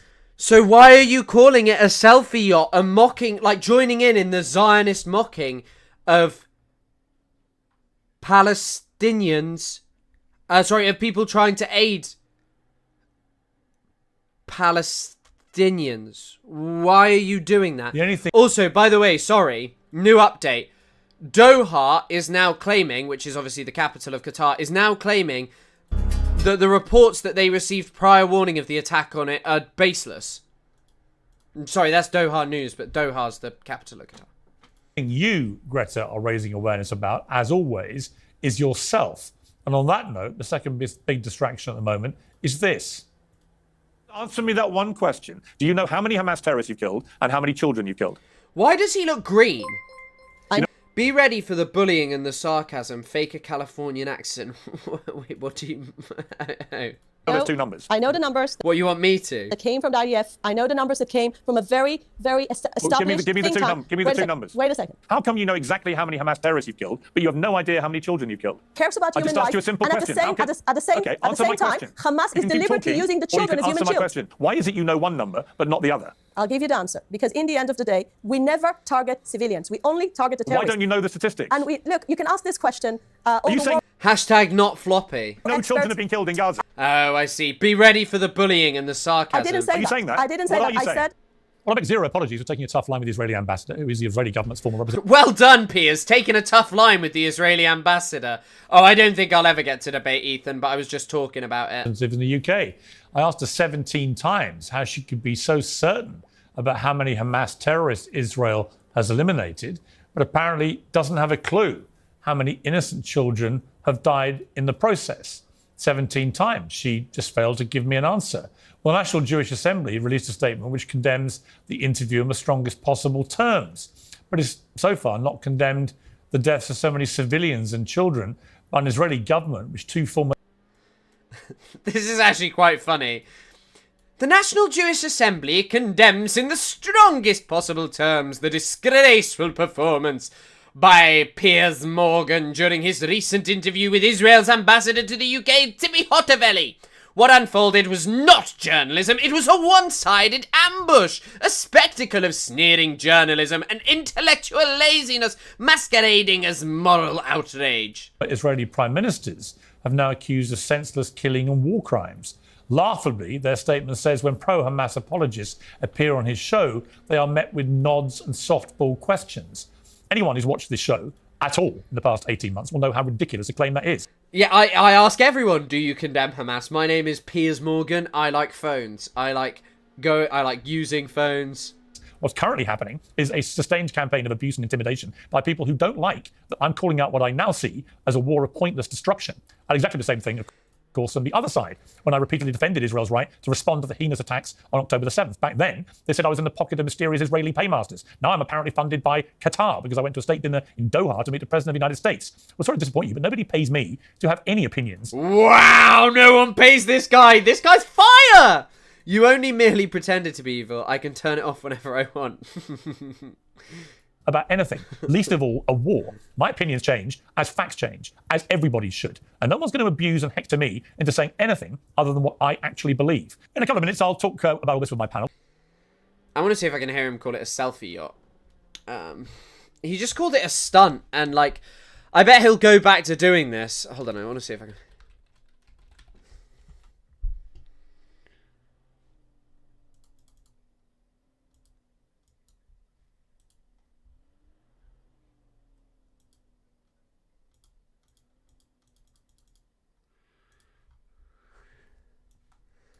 Comes to Greta, it was very clear that this selfie yacht was a product. The selfie yacht! Oh, right. Anyway, guys, that's been a long-ass stream. We've been live nearly 5 hours. Thank you for everyone who has supported and donated and watched today. I won't be live tomorrow. I'll do a day off, but then I think I'll be back on Thursday. Well, no, I will be back on Thursday at the latest. Thank you all for watching. Thank you all for supporting. I hope you have a lovely rest of the evening. And yeah, see you guys soon. Can I talk in that more British way? And on the topic of Corbyn and Sultana, I will talk about it at some point. Yeah, and yeah, see you guys soon. Can I talk in that more British way? And on the topic of Corbyn and Sultana, I will talk about it at some